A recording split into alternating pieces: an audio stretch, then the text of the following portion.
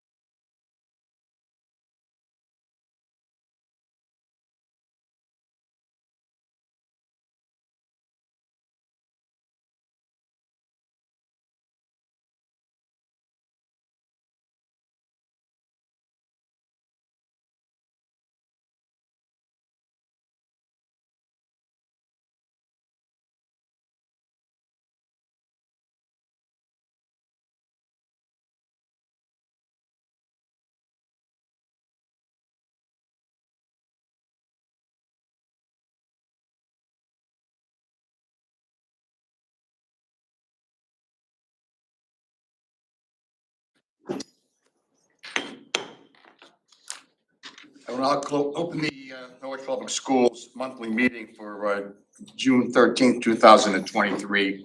It is 5:31 p.m. Heather, would you please lead us in the pledge of allegiance? I pledge allegiance to the flag of the United States of America and to the republic for which it stands, one nation, under God, indivisible, with liberty and justice for all. Thank you.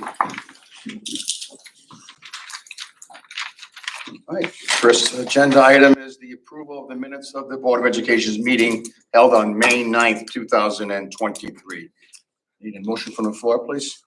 Aaron Daniel, so moved. Mark Kulas, I'll second. A motion and a second. Is there any discussion? Hearing none. All those in favor? Aye. Opposed? So voted unanimous. Item number 2, reports. Report of the chairman. I have a letter to read to the board. Dear Chairman Aldi, I must hereby humbly and regrettably step down from my seat on the Board of Education. I recently moved out of Norwich for work and can no longer fulfill my duties. I apologize to the board and to the public schools as a whole. It was a great pleasure to work with everyone. Sincerely, Joshua Chapman. So that creates a vacancy on our board. For those who live in Norwich and are a member of the Norwich Republican Town Committee, the agenda for next Monday's City Council meeting, there is an agenda item to fill the vacant seat. It has to be by a Norwich resident and it has to be by a Republican. I would encourage anybody to reach out to the Republican Town Committee chairperson, which I forgot his name. Rob Densky. Rob Dembski. And if you are interested, put your name in for consideration, but I know that they are going to fill the position. I also need to figure out what I'm gonna do because currently I do not have a physical address as of this moment. We'll just So discuss. I just wanted to, I don't know how to let them know because I just recently found this out, but maybe they kill two birds with one stone if they have to. We'll discuss that. Okay, thank you. A couple other things. I know we have a big following tonight, nice crowd, and nice to see everybody in here. I did have to come to the meeting this afternoon with the new food service company called Chartwell's. Met with the, I don't know, I cannot say if it was the entire food service staff, but there was certainly a huge number here. Bob Serpensky ran the meeting. The Some of the corporation people were here. They gave us a slide presentation. But all I saw was, in the crowd was tears, anxiety, sadness, and the elements of the unknown. All I can say to you, like I said to you, yes, it's at this afternoon, you are the lifeline to our kids. There are people out there right now, there are workers out there right now who serve my children and know them by name. This was a hard decision, a very hard decision. And I hope that you would consider staying on for our kids, because not only are they our children, and they're your children too, and you are the lifeline to them. You are a lifeline. I appreciate, everybody here appreciates what you have done. Keep in touch with your union. I know the union had spoken to you after I had left and after the presentation was over, because there's a lot of unanswered questions and questions that we possibly can't even answer. Bob can't answer right now, nor can Kristen. But if at all, I'd like to see, if not all of you, a majority of you back here taking care of our children, my children too. And I'll get off the pulpit one more. I just want to tell you that last night, again, the city hall was packed with a huge amount of personnel from the Norwich Public School System. And we made our plea to the city council. Please not defund or unfund or reduce our budget. And all that fell on deaf ears. And our budget has been reduced. It's been reduced by so much that we're going to start the year off with a deficit. Now, I don't know about anybody else who runs a household, but you can't run a household on a deficit. We're being expected to by the city. And I know Dr. Stringfield is going to get into it with the numbers, but out of all the agencies in the city of Norwich, the Board of Education, the department that is assigned to teach our children, to keep them safe, to make sure our staff and faculty are safe, we got the lowest percentage of an increase. To me, that is appalling. It is deplorable. Quite frankly, I'm ashamed. But we will go on and we'll move on from this, and we'll try to do the best that we can with what we have been given. And with that being said, I'll now turn it over to the report of the superintendent. Thank you. I'm going to begin on a happy note. We start our meetings, my report, with some wonderful awards. And so we were very pleased to deliver the Key Is Me Teacher Award to Joshua Hibbard, who is the Dean of Culture and Climate at Global Middle School. Mr. Hibbard is an advisor to the National Junior Honor Society and founding faculty member of the Norwich Public Schools chapter. So you're going to see in my report at the very end some of the meetings that I've attended. That I would say one of the most wonderful meetings that I attended this year was that National Junior Honor Society. We had never had that type of organization in Norwich, I've come to know. And so in order to sign us up, Josh and Ms. Gloucester and Dr. Northcutt had to find the National Junior Honor Society rules and regulations and create a chapter for the Norwich Public Schools. And there was a thought about having one chapter for both schools, but each school decided to enter on their own. So when Mr. Hibbard brought out the book that every child who is in the inaugural chapter being inducted into the National Junior Honor Society for the first time, that book will stay here forever and will capture hopefully hundreds and hundreds of students that come after them. So that was a pretty special night. And Kelly Middle School is going to have this same organization, National Honor Society, next year. So we're really grateful. But this was Mr. Hibbard's idea, and he championed it and brought forth a group of teachers to serve on a council, and children wrote essays talking about their achievements, and then they were selected. Mr. Hibbard is also the coordinator for our honor roll ceremonies and is instrumental in coordinating these events.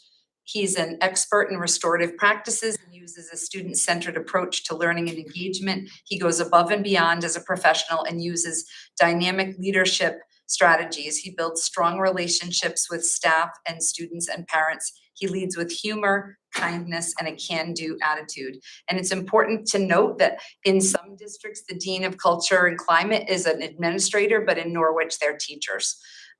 He is an extremely important part of the global middle school team and one who absolutely deserves this recognition. Congratulations to Mr. Hibbard.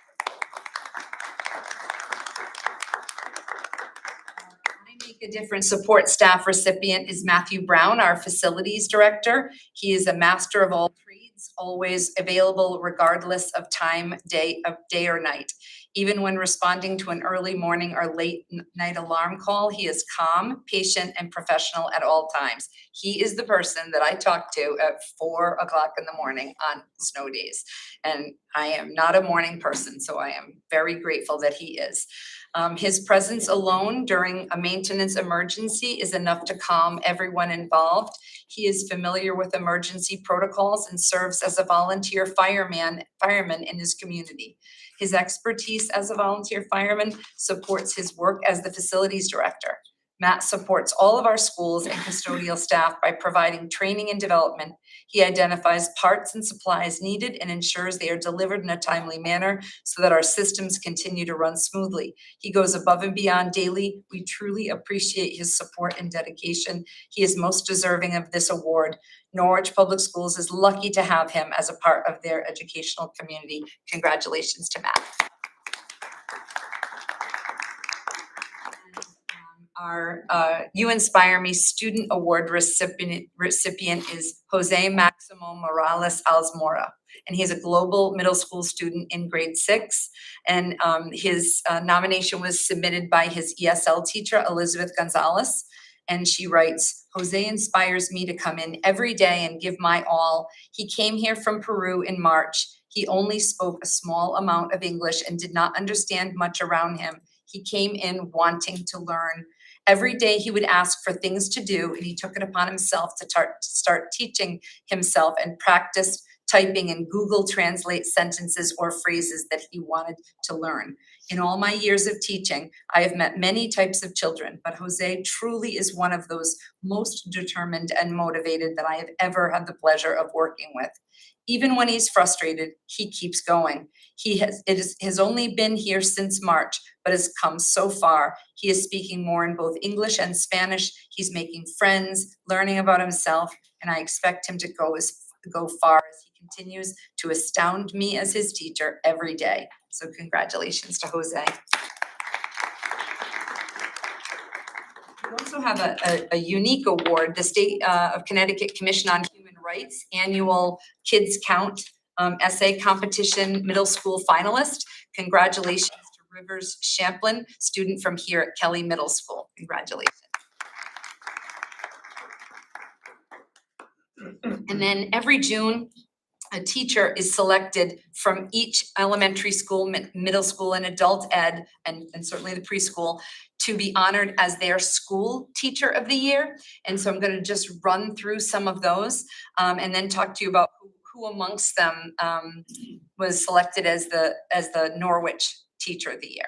So at Bishop, we'd like to congratulate Jessica Ben David. At Huntington, Kevin Murphy.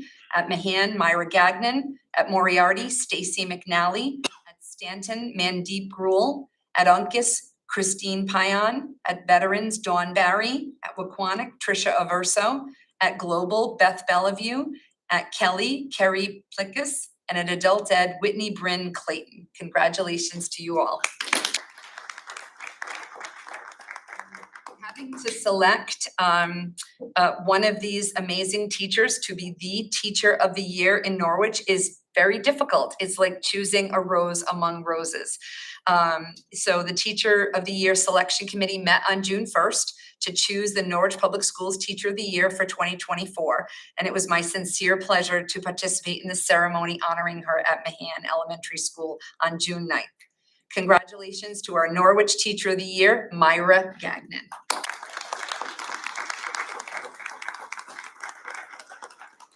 Myra will now be eligible to represent all of our magnificent Norwich teachers in competing for the Connecticut State Teacher of the Year. She is an unbelievable teacher if you've had the pleasure of watching her work.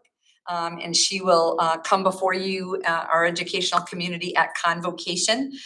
So we very much look forward to that. We also, the first year I was in Norwich, I had the pleasure of accompanying our Teacher of the Year to Hartford to get honored amongst all the other Teachers of the Year from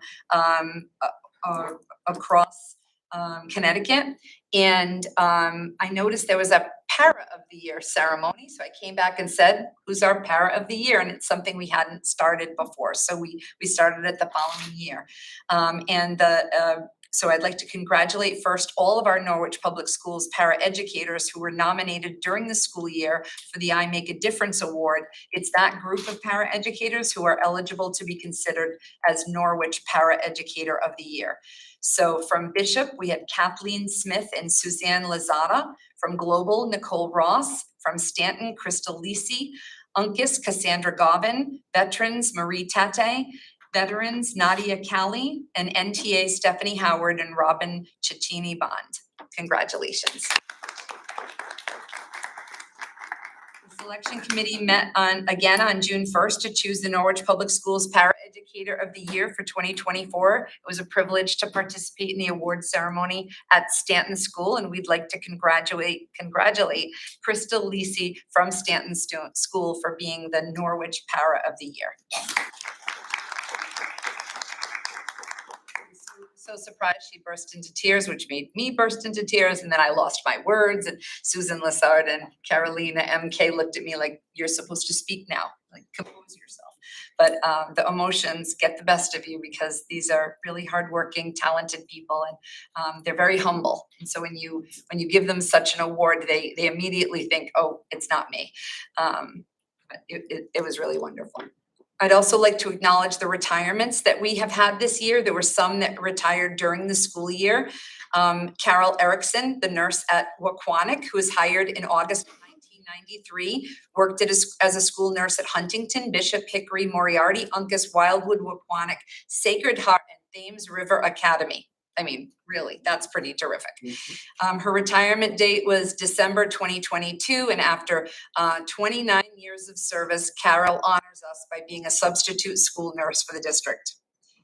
Angela Fonner, who was our leader of the paraeducators, worked at Waquanic, hired October of 2007, and worked at Waquanic her entire career. Her retirement date was in December of 2022 and worked for 15 and a quarter years in Norwich. She was the Paraeducator Union President, worked tirelessly in that role as well.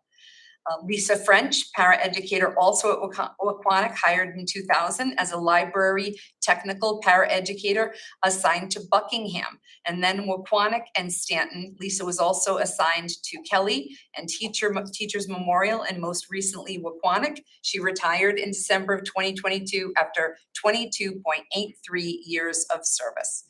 And Nurse Diana from Stanton, who was hired in 2007 as a school nurse, was assigned to St. Joseph, then Sacred Heart.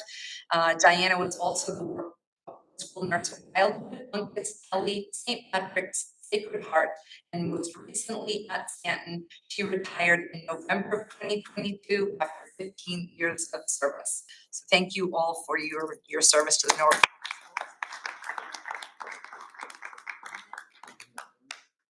Was it always? Then the retirements at the end of this school year. So if they haven't told you yet, and it's a big surprise, like here it is. So Karen McLean, a special ed paraeducator at Global, was hired in 2005 as a paraeducator assigned to Huntington. She also worked at Teachers Global, and she retired on, she will retire on June 16th with 17.6 years of service.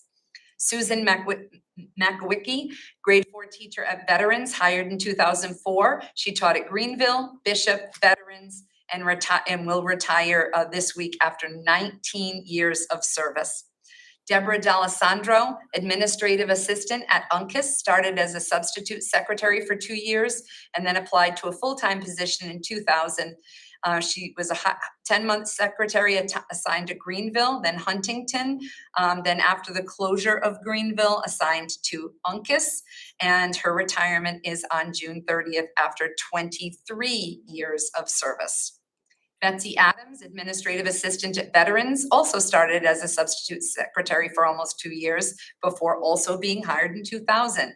And she was assigned to Global, then Veterans, and is retiring on June 23rd after 23 years of service to Norwich.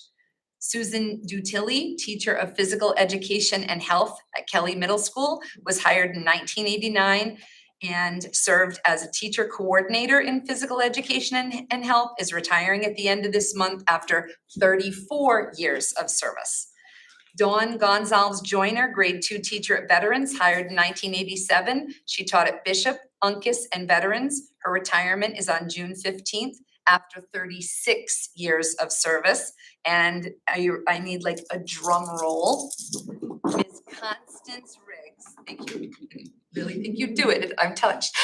Special education teacher at Mahan, was hired in 1973 as a special educator, spent 50 years of service in the Norwich Public Schools, and that deserves quite a round of applause.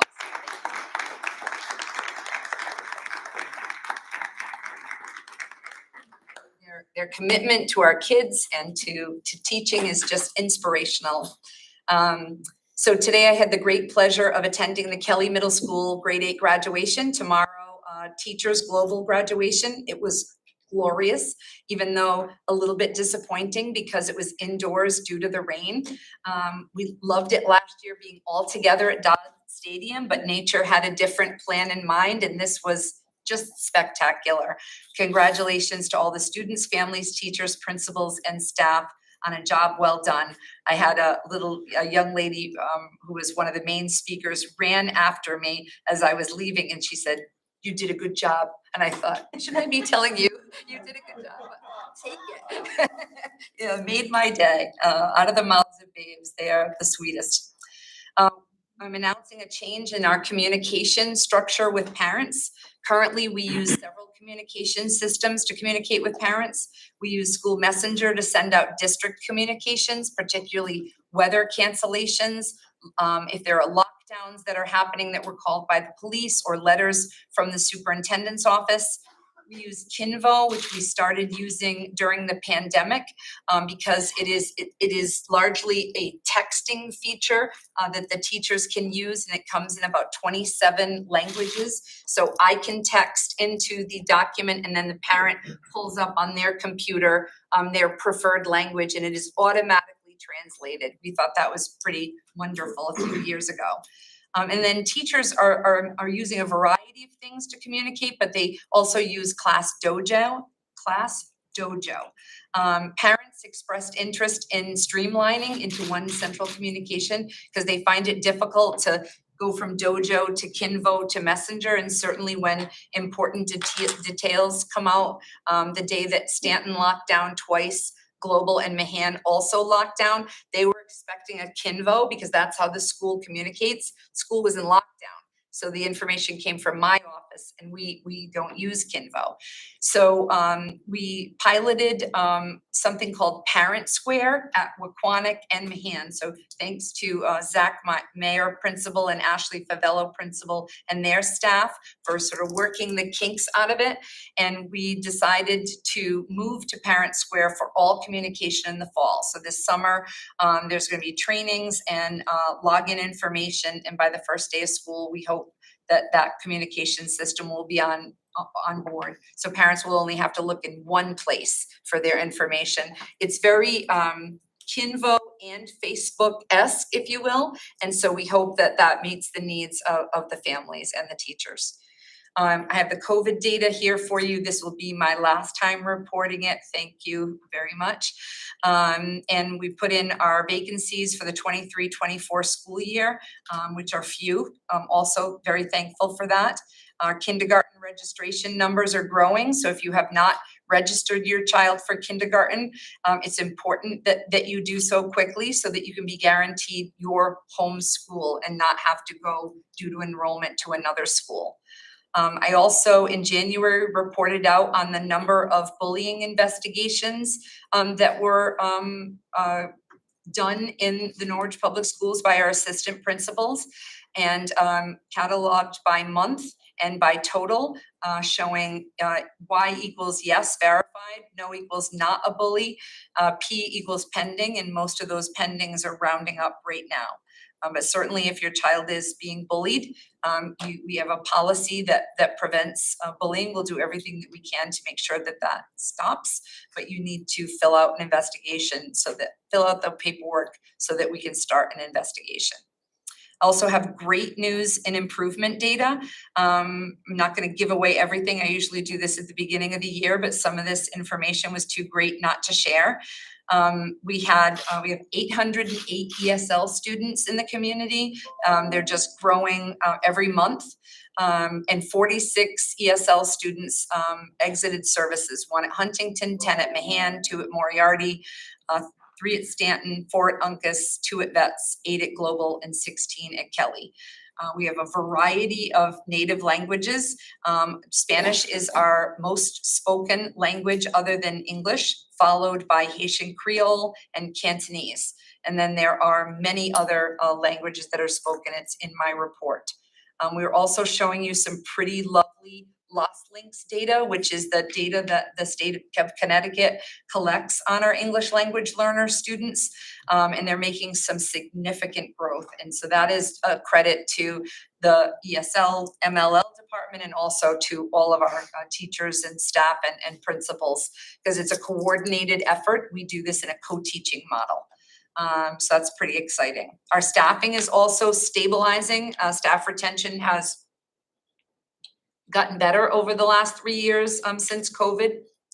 So I've included a chart there that comes from our equity director and the work that she's doing that's telling us that a lot of our retention techniques, our support staff, our teacher coaches, our principals, making sure that our teachers have the support that they need is aiming in the positive direction.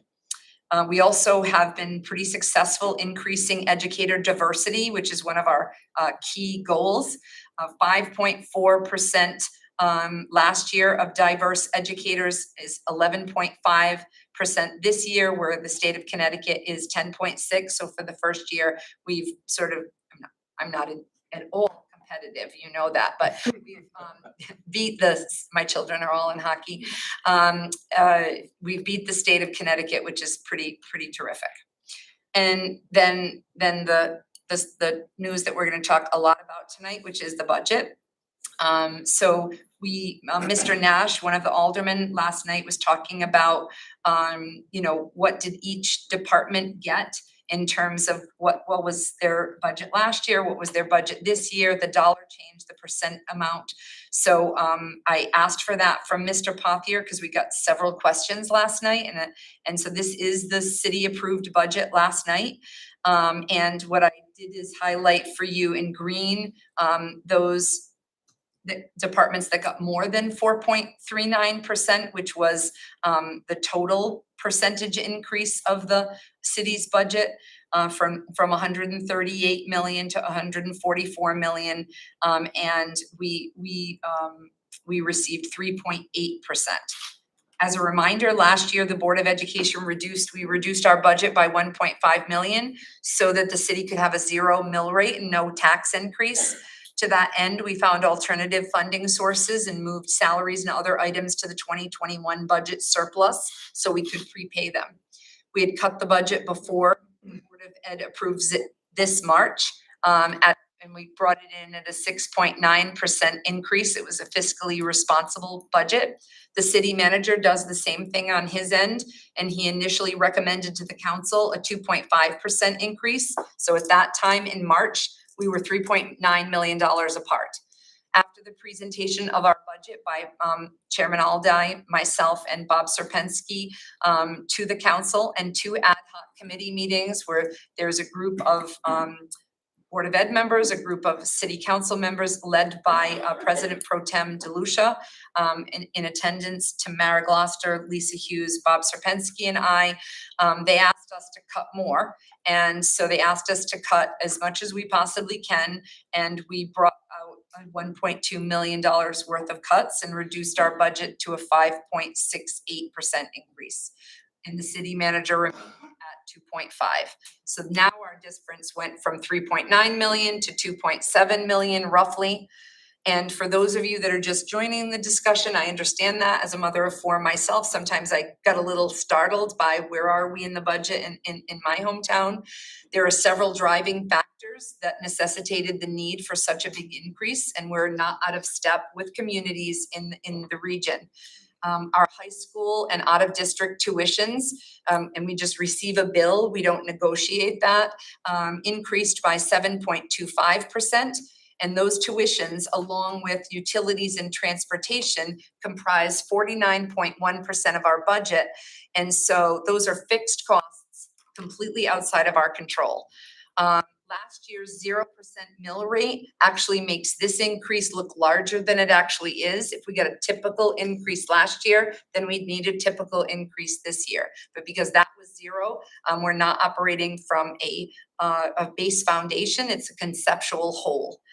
We also have many state mandates that we're required to implement in the fall. The reading program is the most expensive. The menstrual equity plan was actually pushed off for 1 year, so we are not having to staff and fund that program for a year, which will be very helpful. Lots of communities came forward and said they weren't able to manage that in these budget times. But we do have other mandates. One that Bob revealed last night, which I'm sure he will reveal again today, is we were notified yesterday afternoon of a change in legislation that requires students who receive support in an IEP, special needs students, who would exit special education on their 22nd birthday are now exiting special education at the end of the school year. And so if you remember when it moved from the end of the school year when they were 21 2 years ago to being on their 22nd birthday, that doubled our population at the Norwich Transition Academy and required us to close the Case Street School so that they could move in from Hickory.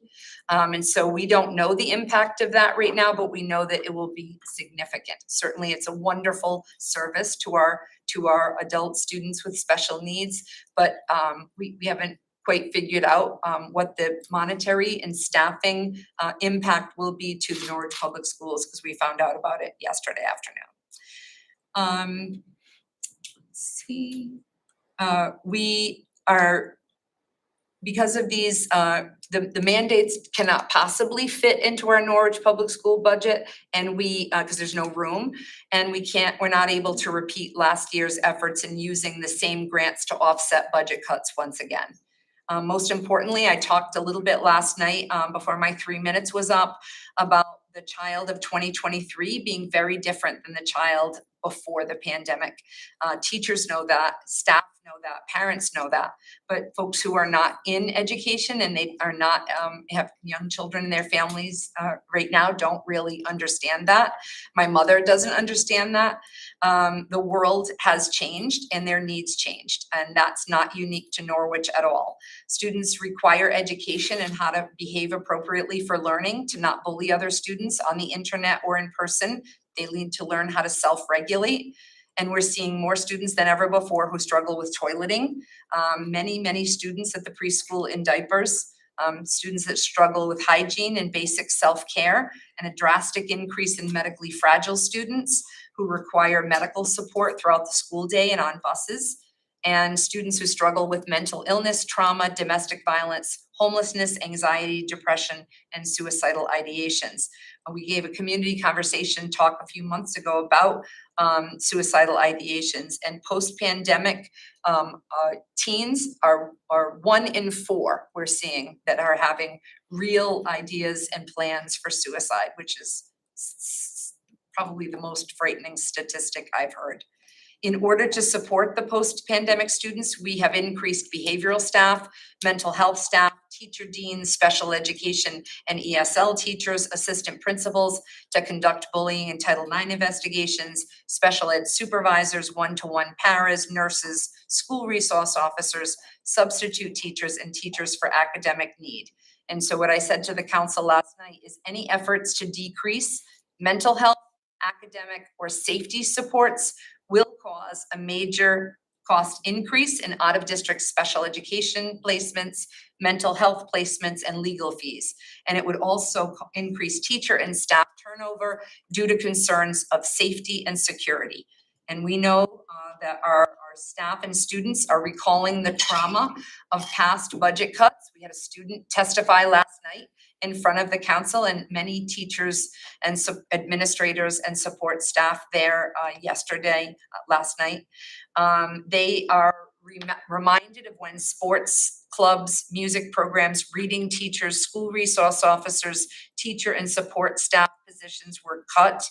Staff were asked to take salary and healthcare concessions. Schools were closed. Students, parents, and staff are worried and anxious and upset, and lacking confidence in their job security is causing them to look elsewhere for employment. We heard that earlier from Mr. Aldi. And it's just, if these folks leave Norwich, it will be a tragic loss to us.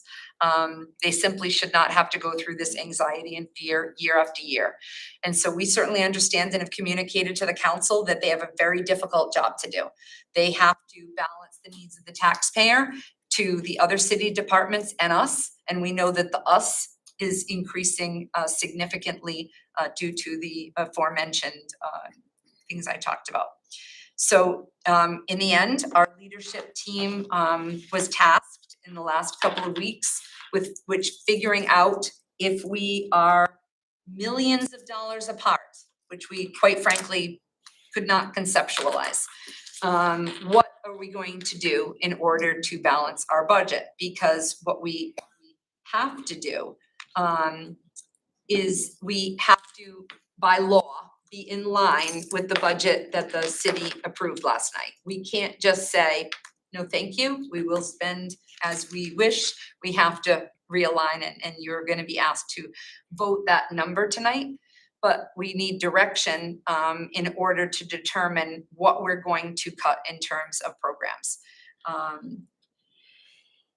By law, we're responsible for delivering the free and appropriate public education to students kindergarten through grade 8, and also responsible for providing special education support for students age 3, age 4, and older than high school, which we deliver at our Norwich Transition Academy.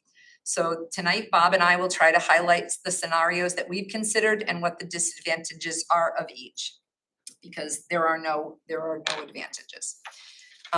Scenario, I just want to make sure. So none of these options are good for kids or staff. I didn't get to stay this last night because my timer ran out. The little red buzzer went off and I stopped talking. I think my husband would love to have one of those little red buzzers, to be honest. So none of these options are good for kids or staff, but by law, we are required to consider them. So option number one that our leadership team explored was eliminating full-day kindergarten and going back to half-day kindergarten. That is drastic. And it saves on staff, it saves on space. However, post-pandemic students require a great deal of support. And we believe that it's impossible for a kindergarten teacher to implement the Common Core state standards in kindergarten in a half a day. Many students are struggling to meet academic, social, and developmental milestones. Shortening their time by 1/2 will cause the gaps to widen. It's been very difficult to recruit and retain teachers post-pandemic, especially for preschool and kindergarten. And it would just make that effort much, much worse and cause a severe strain on our teachers, because instead of having just, and I don't want to say just because I was a teacher, 1st through 5th, if they had 20 or 23 students in the classroom, now they'd be responsible for 20 to 23 in the morning and 20 to 23 in the afternoon, which means 40 to 46 report cards, parent-teacher conferences, getting to know them and forming relationships and knowing them well as a reader and a mathematician.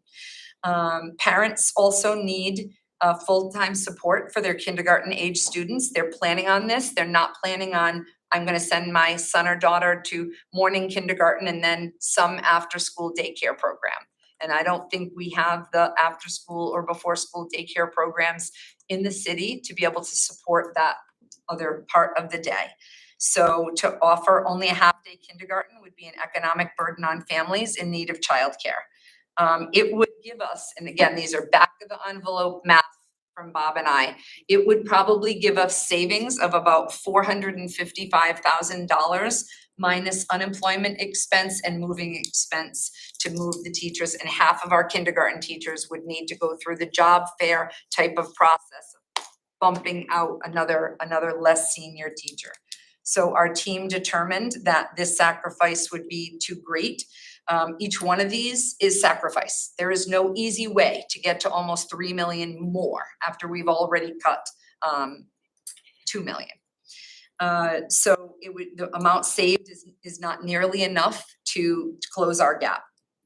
Option number 2 is closing an elementary school. And who would like to do that? No one. No parent, no teacher, no child.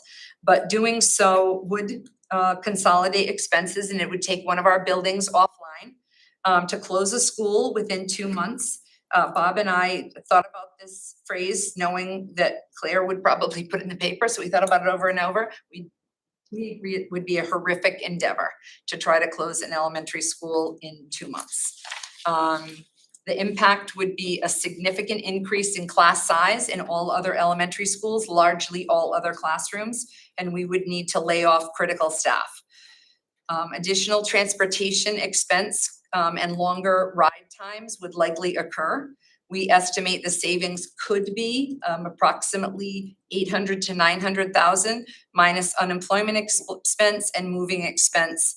And we may have additional savings not yet calculated in utilities, repairs, or supplies. We didn't have enough time to come up with that last night. Our team determined that this isn't enough money to get to the what are we at, million? 2.2. 2.2 more. So that's not going to lead us there. And it leaves us with only one option, which is equally awful. And this option is closing Bishop Preschool and only providing preschool programs required by state and federal law. This option limits the good news about this option, if there is any, is that it limits the impact on our K-8 program. It takes a building offline. It will consolidate expenses. Preschool students who have special needs would continue to be served by the Norwich Public Schools, and they would do so from a handicap accessible school. So they don't have that now. So if you walk into Bishop, we have one classroom on the ground floor with the office. All the other classrooms are either up a flight of stairs or elevator when the elevator is working, or in the basement. And that's not ideal for a preschool. But they do their best, and we really appreciate that. It may save in transportation if we relocated those classrooms to some of our elementary schools. And so having one center school that we have to transport kids all around the city would be more expensive logically than if we had 2 or 3, then the student could go to a school closer to their home. Bishop is not an ideal school site. Parking is terrible. Half of the classrooms are in the basement. Lots of students at Bishop are in diapers, and there is no classrooms that have restrooms inside.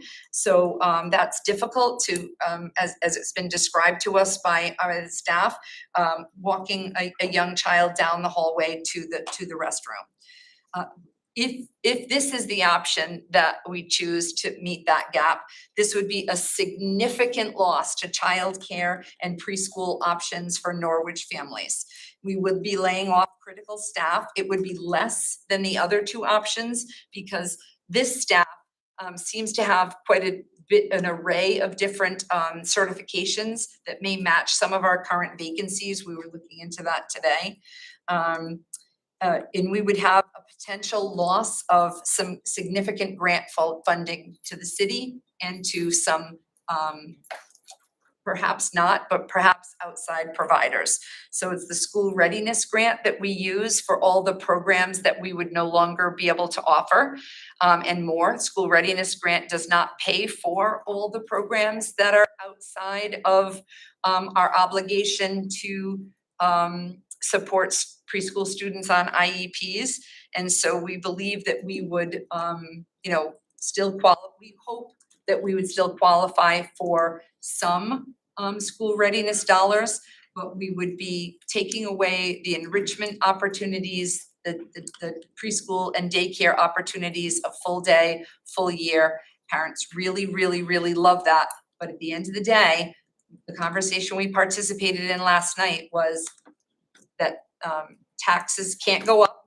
This vote of the council resulted in a slightly negative mill rate from what I understand, and that the elderly are struggling to stay in their homes and single parents are struggling to stay in their homes, and that seemed to be the most significant rationale for the budget that they passed. We would be eliminating programs that are wonderful, but are not required by state and federal law. And so we're happy to talk to you more about that, but that's everything else that we've come up with would be a dishonest budget. It wouldn't be really cutting anything. And so I could say to you, let's just take 200,000 out of transportation and 200,000 out of electricity and 200,000 out of this and cut more administrators and more teachers. We could not get to 2.2 million more without taking a building offline. And so, conceptually, we could either take the Bishop building offline, or we could, Bob and I started talking this afternoon about if we moved could we move adult ed in there and take that building really offline, like give it back to the city? Could we move central office and Hickory staff in there and take those 2 buildings offline and send them back to the city? So we're still in the thinking phases, but we would need to notify parents right away if this is what was happening, because they're going to have to make childcare arrangements. And for some of them, it would need to be for July 1. Just have a quick question for Action 3. So you said we would potentially lose a significant number of staff. I don't know if you have that estimate, as well as the amount of grant funding from the school readiness grant that we might lose, and then the estimated, I guess, saving that we would get from taking that school offline. I didn't get those numbers. So, of course, this came about in the night. And so Bob is probably looking at me like, do not say numbers out now. We have, what did you call it? Back of the envelope estimates. So we know. I'm sure I'm not the only one who feels this way, but I think I've been in a meeting for 48 hours straight.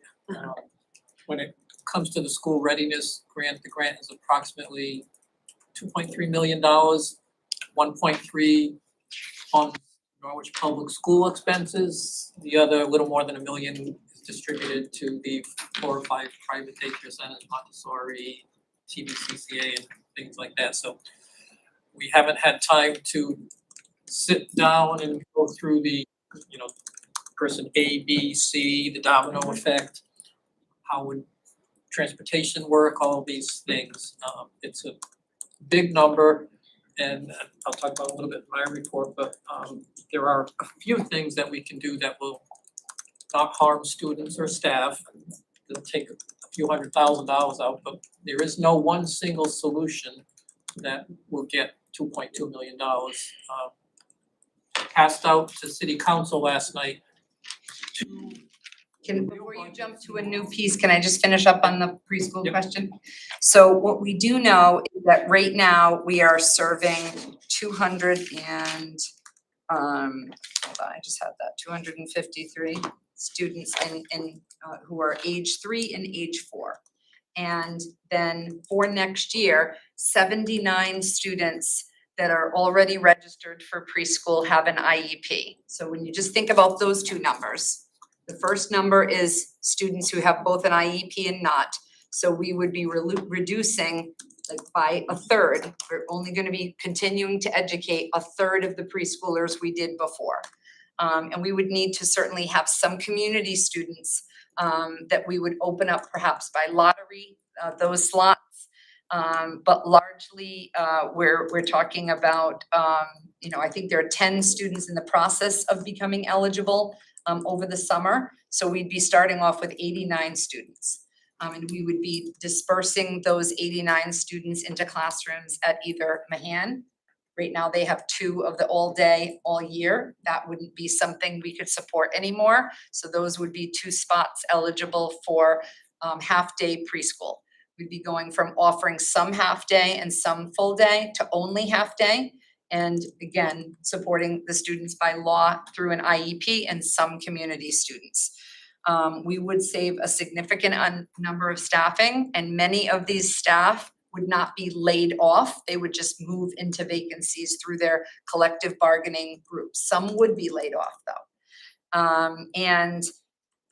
We would be, when you take a whole school out of the equation, then you usually lose the core staff, the custodians. We do have custodian vacancies. The school secretary, we do have a vacancy. The nurse, I think we have a vacancy. If there are an attendance coordinator, because we still have an attendance coordinator at Bishop and at Mahan. The coordinator of after-school programs, you consolidate on the psychologist, social worker, ESL, SLP. We have vacancies in all of those areas. So instead of doing that job at Bishop, they do it at another school, again, using their seniority and working side by side with the collective bargaining group to figure out where. And then whatever buildings come offline forever, it couldn't be Bishop because Bob and Matt all have the third floor. We can't fit them anywhere else. So it makes more sense that other people would go into Bishop if this was the case. And we just haven't figured out what those other people were. So if the other people were adult ed, that building comes offline and then you're saving on electricity, repairs, supplies, and you give it back to the city. You say, here's a lovely building, you're welcome. And if it's taking 90 Town Street, especially with the plumbing eruptions, we're gonna categorize them that are happening on a continual basis, or the Hickory Street location where Lisa's special education offices are, move them to Bishop. That might save us in utilities if we give those sites back. So we're early in the thinking. Would have been great to get feedback last night from the council and so that we knew, or we headed, none of these are the right direction. We would have preferred to have been fully funded. We're not overspending. We're having to pay tuitions, transportation and utilities and the cost of inflation and bear it, on our K-8 population. So right now, I guess the question that I'm piggybacking on Carlene's question. There's no more room on the back of the envelope. We just don't know with this last option what it would do for us. We believe it's the more savings than option one and option two. Then what does the envelope say? We hope the envelope says that if we pull all the programs out, that a roughly $3 million program would now cost us roughly $1 million. Okay. We're not gonna save $2 million Right. because we believe some of those grant fundings, if not all of it, could be at risk. The most the grant funding at risk could be in school readiness is 1.3 million. We don't know what the effect would be in school readiness, and we don't know what the effect would be to the city portion. So school readiness gives $1 million to the city and pays for a learn liaison to run the program, supplies for that liaison, consultants for that liaison. Global Child gets about 312,000, Mayflower 142,000, TVCCA Head Start 114, CCA Little Learners 356,000. We hope that would not be affected, but we don't know because we only couldn't reach them at 11 o'clock last night. As we rip the envelope open and start to write on the inside, it's not a 1 or 2 or 3. It's a 1 and 2 and 3. We can't pull that off over the summer. We can't pull off 1, 2, and 3 over the summer. It's just not humanly possible. We could work on it, You can work on it. but I suggest that you work on number 3 first. Mhm. Because again, as a mother of 4 kids born in 5.5 years, childcare was like the most important thing to me Sure. at that age. And if we're not going to be that childcare, the parents deserve to know tomorrow. Absolutely. Thank you. Christine? So this number was arrived at with us taking the money out of the non-lapsing fund already, right? Is that, This has nothing to do with the non-lapsing so fund. we still So have the that, those We're not even funds? talking about that right So now. the No, non-lapsing that's why I account wasn't can sure. only be used, and Bob can explain it better, for this year, we're ending in a deficit because of our out-of-district special ed costs. Yeah. And then our lack of receiving our revenue that we planned on because the state was not able to fully fund us. From what I understand from Bob, and again, we were getting these yesterday, like, whew, Oh, wait, yeah. what's that revenue estimate? And it was like, he would come into my office every half an hour, I have bad news, and bad news, or bad news, good news, and bad news. So we got a little bit more in revenue back, and he'll talk about that in his report. But we need to use the non-lapsing account for the end of For this this fiscal year. year. Gotcha. And then if there's anything left, and that is at the mercy of the council, it would be available to us if out-of-district special ed issues or other issues outside of our control happen at the end of next year. So if we're not right and we're doing our best and we aren't able to pull all 3 of these off, then we're gonna need to rely on something like that. But bear in mind that that was not the purpose of the Oh, I non-lapsing know, account. I know. And that I'm was, just yeah, saying there's, Right. looking for money. And also, I just want everybody to bear in mind that the absentee rate at the Bishop program, I mean, throughout the year, it's like only 50% of the kids have been attending. So it's just something to keep in the back of your minds, so. That's it. anybody else for Kristen? Any questions for Kristen?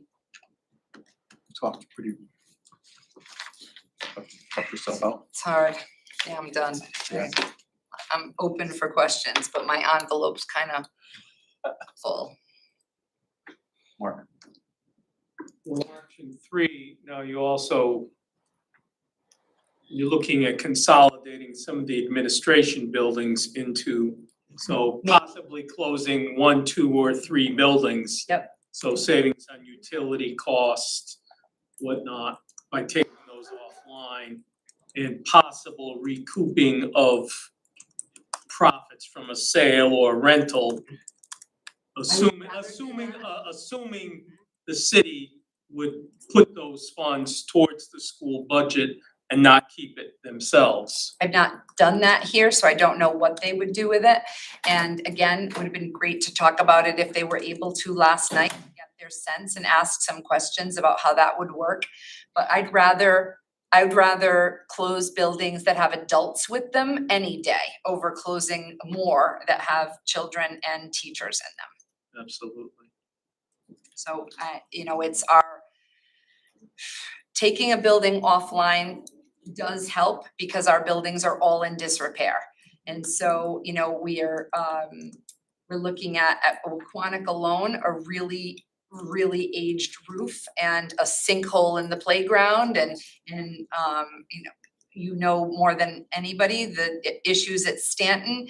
Bishop has the same issues. It's the Bishop boiler that really was a worry for us this year. I feel a lot more comfortable telling Tamara and Bob to put on a ski jacket than a 3-year-old. Who may not own a ski jacket. But they, you know, Bishop staff I cannot say enough about how great they are with the building that they have. It is not ideal for preschool. This could be, you know, that you gotta try to see the lemonade in the lemons, and if we have to do something, will it give, you know, preschool students a classroom with a bathroom in it? And will it give preschool students an opportunity to be in a handicap accessible building? So we're trying to, in the misery of we have to cut something significant and drastic and pull it off over the summer, you know, is there some positives in that? So tonight, you would need a motion from us to give you a direction That would be great. to And we can start work on an option, Yep. especially an option, if we go with option 3 as our first choice, to let parents know Right. what You to have to expect. send them tomorrow. That Absolutely. you can't rely on us for preschool. So sorry, but we wanted to give you as much notice as humanly possible. Okay. I don't really know who's up tomorrow, I think. Yeah. But Anybody else? Thank you, Kristen. Tamara. Good evening, everyone.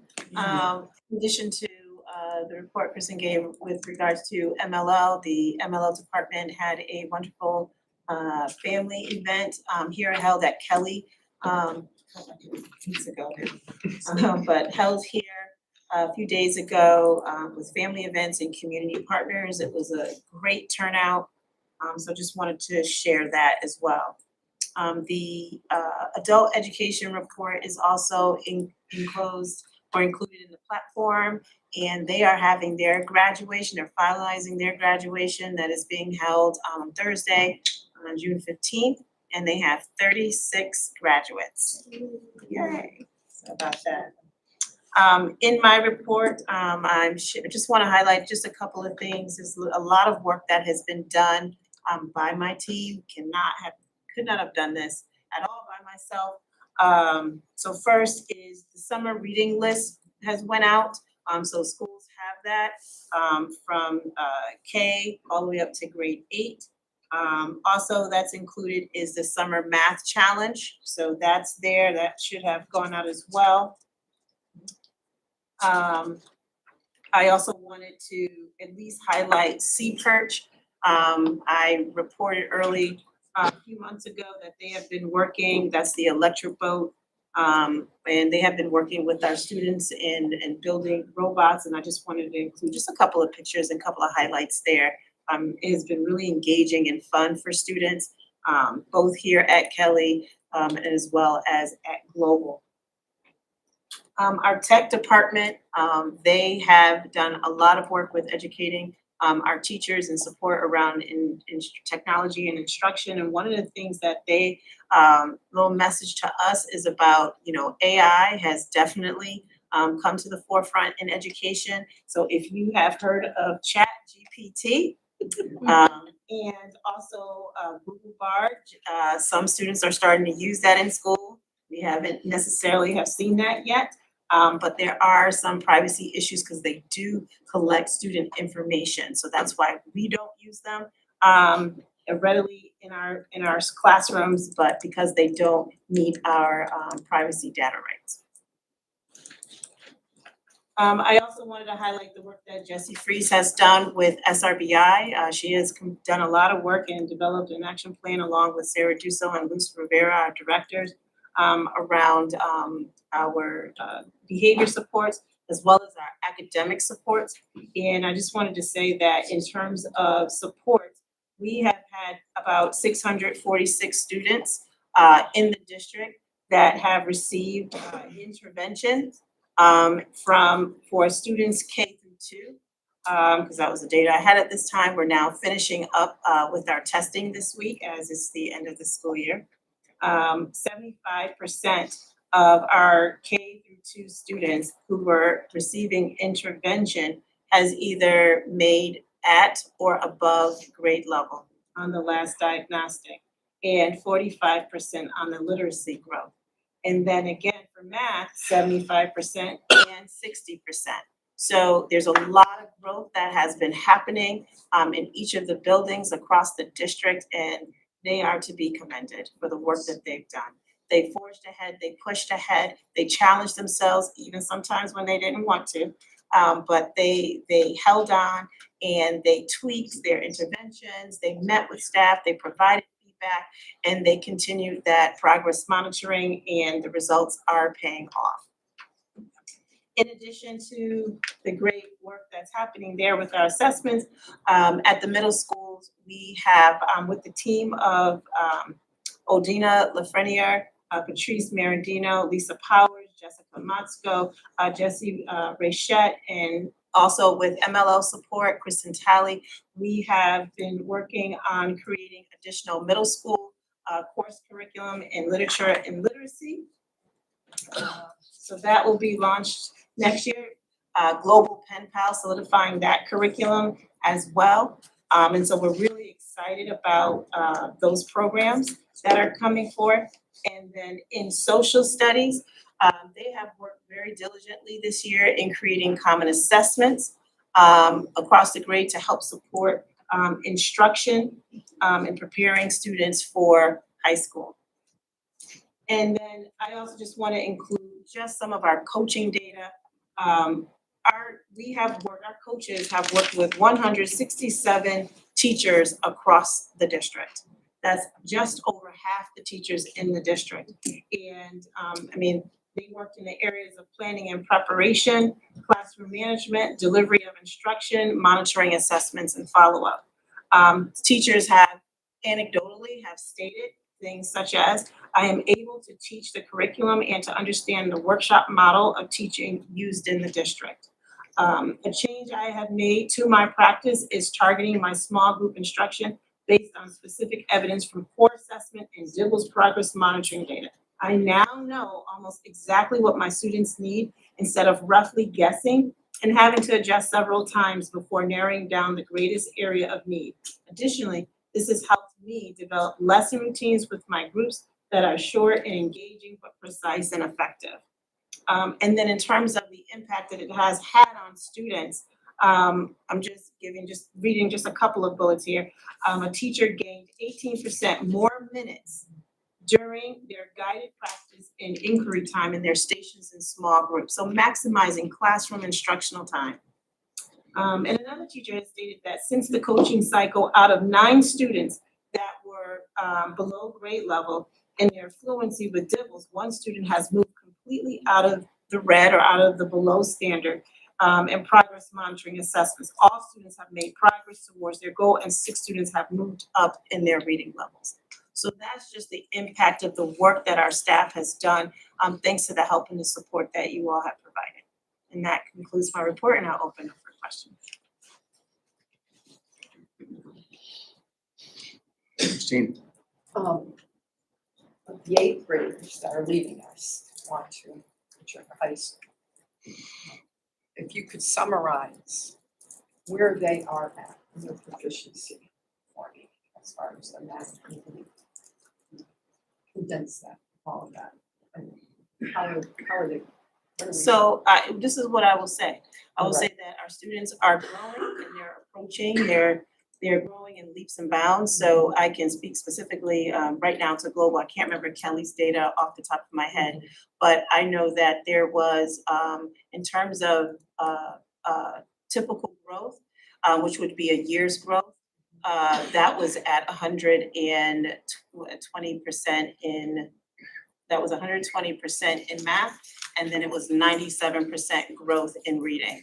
So although that, yes, we're still closing the gap, but I would say there's been a lot of growth as a result of that. And the same for Kelly. Kelly has made leaps and bounds in their growth, especially in climate and culture. I just had a meeting with Principal Lumpers about the climate and growth in her building as well. And it's pretty much gained as much as like 24%. So kids wanting to come to school, it being safe in school buildings for them to learn, that's starting to happen.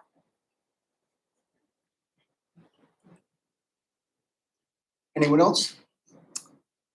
Al? No. Oh, Mark. So a lot of that COVID learning loss that we've experienced is coming back and is actually accelerating beyond your expectations. They're starting to accelerate, and all we need right now is just time to continue doing what we are already doing. If we can just get that time, I guarantee you're gonna see what you're looking for.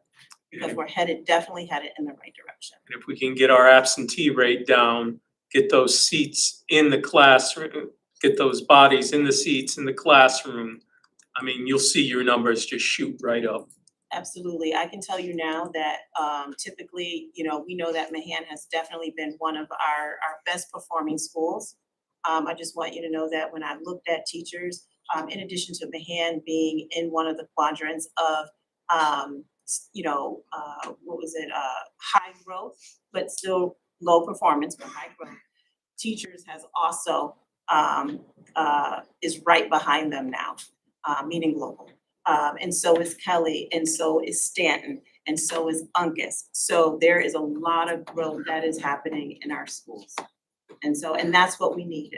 Last, when I had been in contact with the State Department of Education, they had notified us and said initially, your students aren't growing. What's going on? They're going backwards. Well, now they're not going backwards. They're going forward.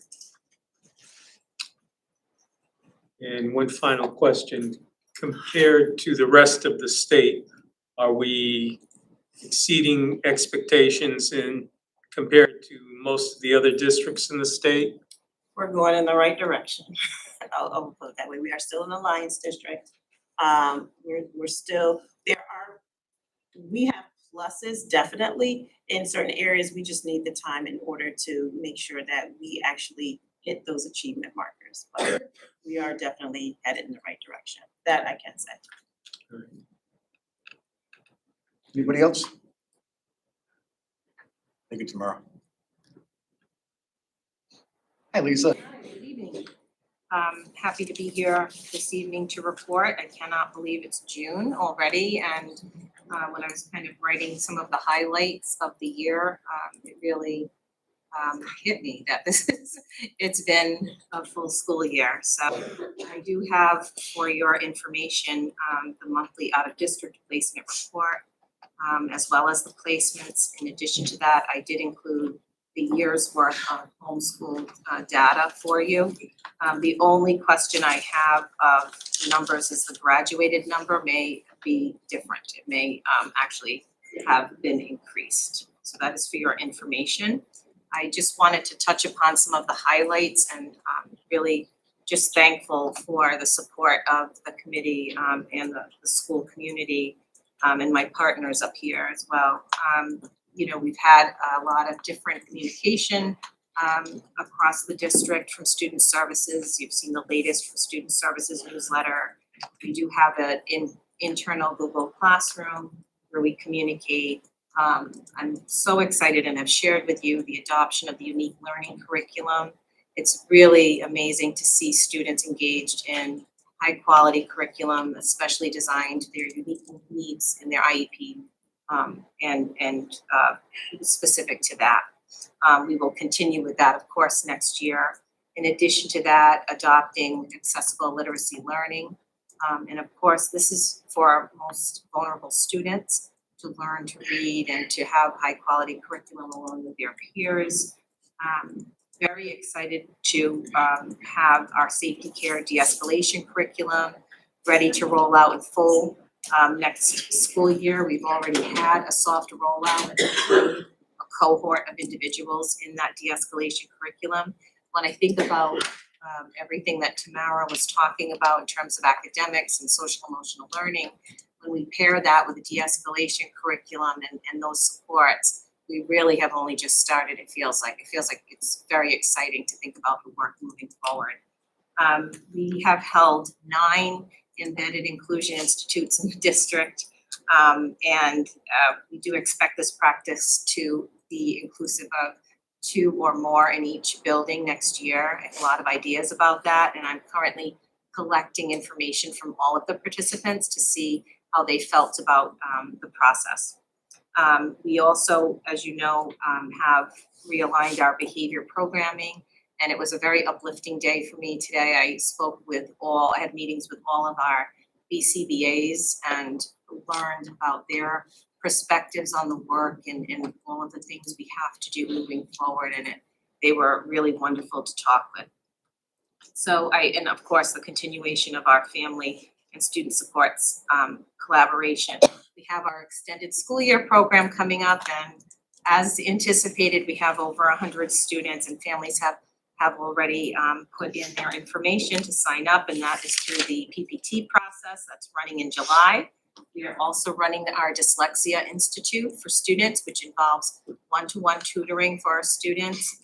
And currently we have 2 teachers that are involved in that, potentially 1 more. And if you recall, last year we had a lot of success with that approach, so I'm looking forward to continued success. And then I thought, let's think about the fall, right? Let's plan ahead. So in terms of professional development, we're going to continue to seek out specially designed curriculum for our students with disabilities. We're working on co-teaching and building our inclusive practices. Again, that safety care curriculum is going to be super important. Teaching our students the skills they need to be in class and with their peers. Our structure of services, of course, is going to be something that I'm interested in looking at. Particularly, I spoke to you before about shifting our separate classes and thinking about ways we can include students with their non-disabled peers to the highest extent possible. So we're going to try a transition to inclusion plan for our classroom. And what will that look like? So I'm looking forward to and excited about that and to report back to you on that. And then lastly, and a huge part of our work moving forward is that analysis of out-of-district placements. I do have an action plan for that to visit the out-of-district placement specifically with the lens of who is ready to return back to district and what supports do they need in order to do that. And that concludes my report, and I'm happy to answer any questions you may have.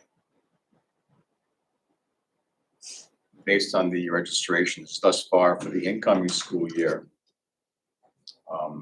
have there been any predictions as far as needs for out-of-state placements, if you can tell me? So not a significant increase. I would say that it's on par with what we've had in the past. I would have to really look at that in what has been, registered, what students have registered and what IEPs will be in place for our students. I can certainly get back to you on that. No, that's fine. Thank you. I do anticipate we will have, obviously some significant numbers. Thank you. Anybody else have a question for Lisa? All right, Mr. Moneyman. Before I start talking dollars and numbers and make everyone's head explode, I'm gonna talk about a feel-good story. Our local Staples store, and Staples is a privately held company. The ownership has a very strong commitment to local communities and giving back to students. Last week, they donated 840 of these kits.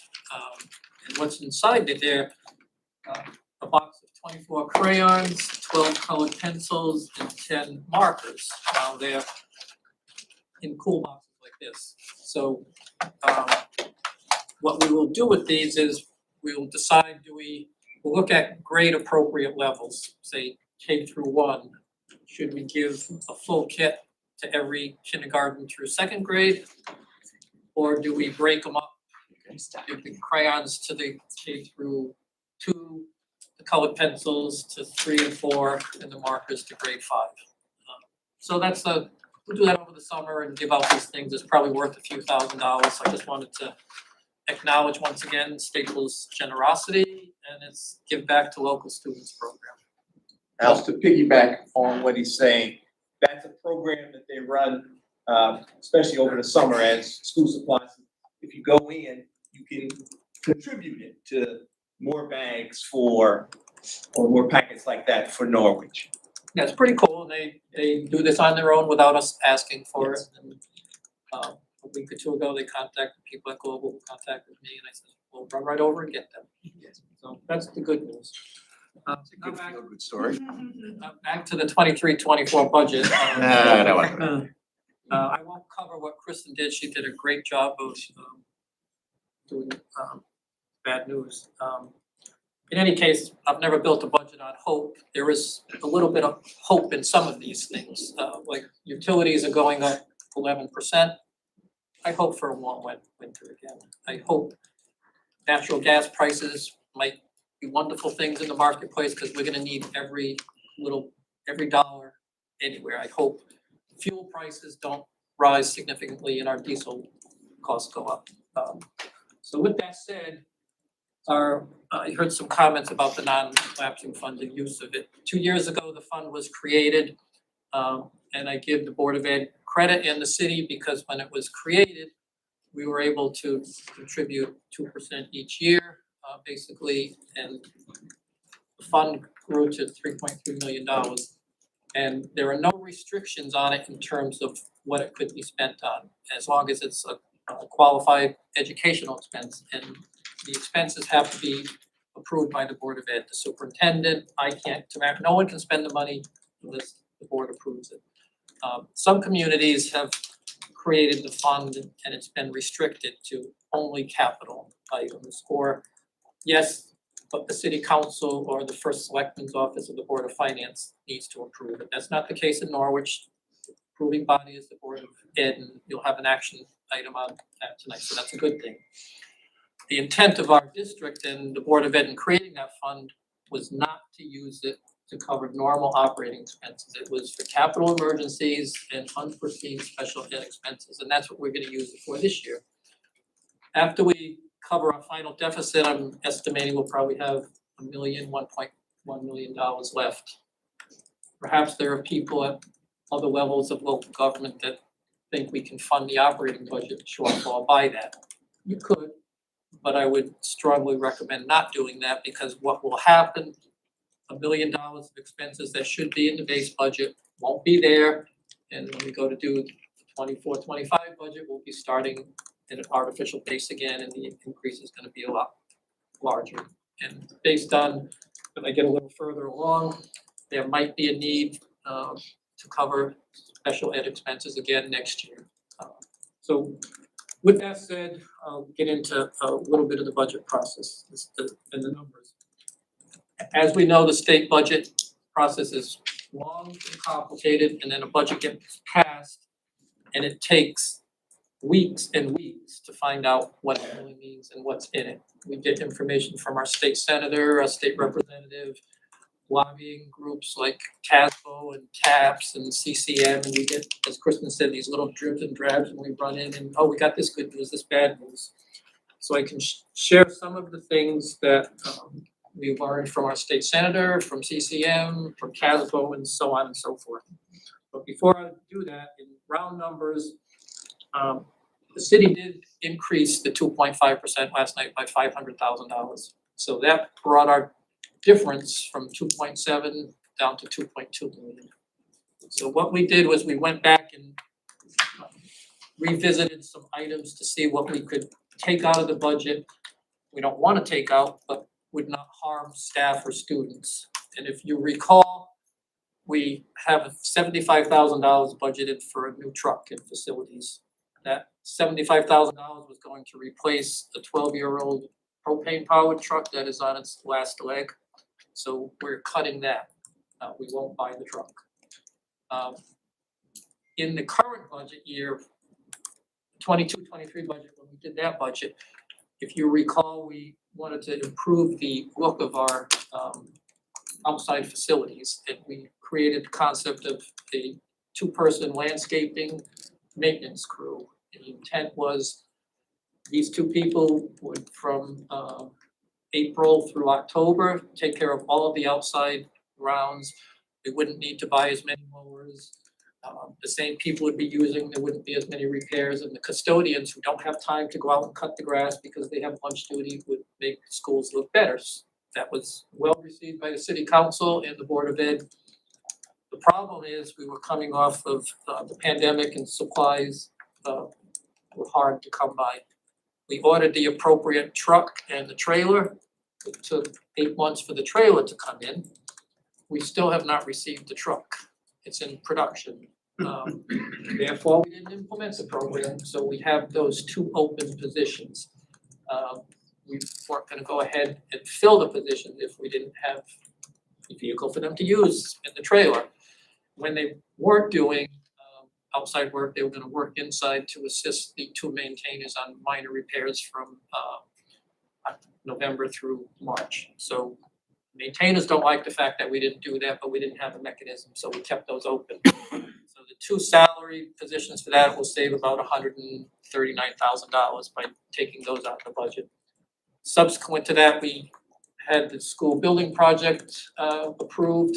About 2.5 years from now, we'll have two new schools.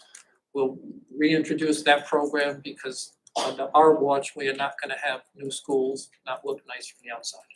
So we'll do that. You have an action item tonight on an MOA that involves NFA and tuition. I'm expecting and hopeful that the board will pass that, so doing that will reduce tuition by $120,900. So if I add those three things together, that will reduce our budget by $335,000 in round numbers. So now the whole is 1.9 million. So now I'm gonna talk about a few of the things that Kristen didn't get into. And I'll touch on this again in the 22-23 recap. You've heard me talk about the excess cost reimbursement grant and the problems and the good thing about that. The good thing this year is the state went to a 3-tiered approach with the highest tier receiving 91%. We fell into the most needy group and we're supposed to receive 91%. So even though our special ed costs that would fall under that category grew to over $3 million over budget, we were expecting to receive 91% of those eligible costs under reimbursement, as opposed to the 70 to 75% that we were receiving before. But as we all know, not only did our special ed costs go up, they went up statewide, and the total pot of money grew by, total pot of expenses grew by 16% more than the pot of money. So our reimbursement got reduced to 79%. So consequently, part of this year's budget deficit is we're not receiving the $550,000 that we should have gotten for the state for reimbursement. So in this year's legislative package, they tried to address that and they wanted to fully fund above the 4.5 times threshold. They were not able to do that, but what they did do was add $25 million into the excess cost reimbursement fund. So in theory, we should receive more, and we might be able to receive our full 91% reimbursement, which is my hope. That's where the hope comes in. But if the student needs continue to rise and they exceed, again, the $25 million increase, the state won't be able to fully fund it. Our state senator Kathy Austin, in a meeting that we attended with the mayor, the few city council members and department heads citywide, they're looking at putting more money in the 24-25 budget. So that's where that stands on excess cost. Kathy also told us, and this was verified, that our ECS grant, the Alliance portion next year is gonna go up by $1,454,388. That's great news. Keep in mind, however, those Alliance funds can't be used to supplant normal operating budget expenses. The following year in 24-25, we get a really large increase of $4,741,305. And if you were following the state budget, they're speeding up the fully funding of ECS, and one of the reasons they wanted to do it for the 24-25 year was they recognized districts have funded a lot of positions in ESSER 3 money, which runs out next year. There's, in our ESSER 3 grant, we have instructional specialists, we have deans of climate, we have social workers. And the state recognizes that those are needed positions and operating budgets won't be able to sustain those, so they wanted to put that money there so we have a place to migrate those positions to. Some city leaders and some towns might be looking at Alliance as a way of funding operating expenses. And we talked about that with Kathy Austin, and the state might look at changing the rules, we don't know. I do know that in 24-25, the Alliance grant is gonna have a new name. It's gonna be called the Educational Reform Act. So I don't know if a new name will bring new rules. But that's good news for us because we'll have a way of not eliminating some of the help that was so badly needed that came by way of the ESSER grant. The other piece of bad news that was in the legislation involves our students who are in the 18 to 21-year-old age, or 22-year-old now. A few years ago, districts used to be responsible for educating students up to their 21st birthday, and it was on their birthday. Then the state changed the rules, and they turned 21, but to the end of the school year. We just learned yesterday that in the bill, if the governor signs it, districts will be responsible not on the 22nd birthday, but till the end of the school year. So what that means is if the student turns 22 on July 3rd, we now are responsible for another full year. So it's way too early for Lisa to try and figure out what are the costs of that.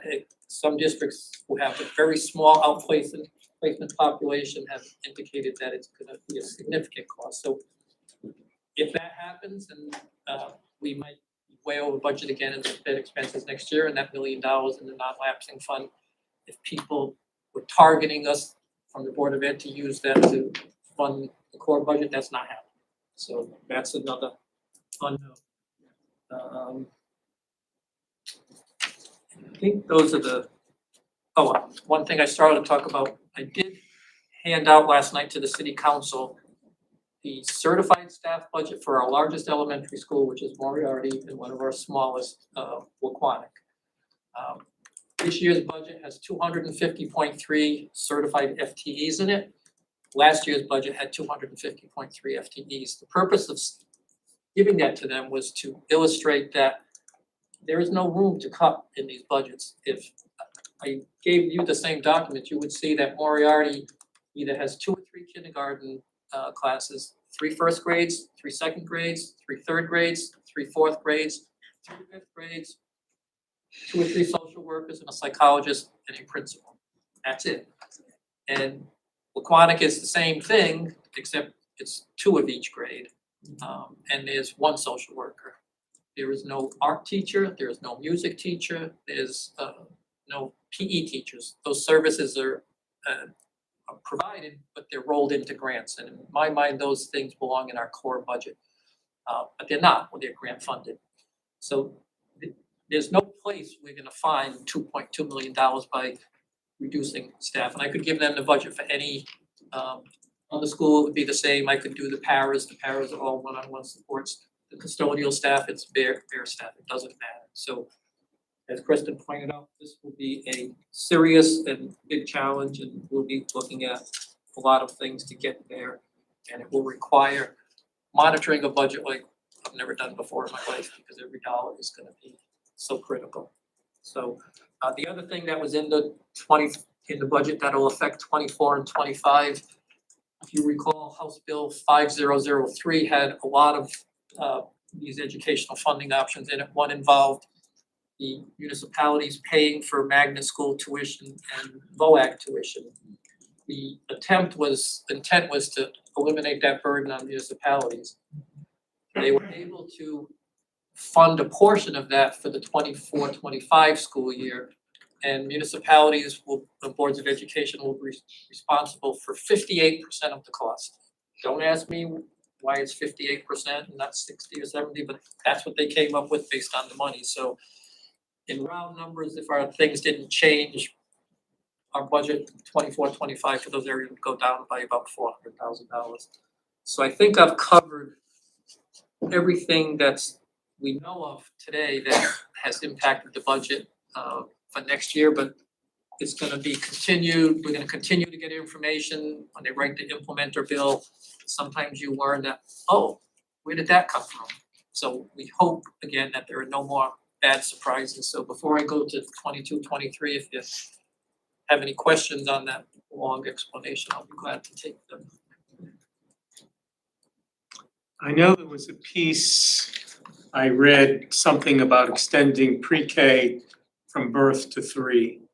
I don't know if that actually passed or if that idea is just still floating out there. I think it's in there in some way, but it might not be mandatory.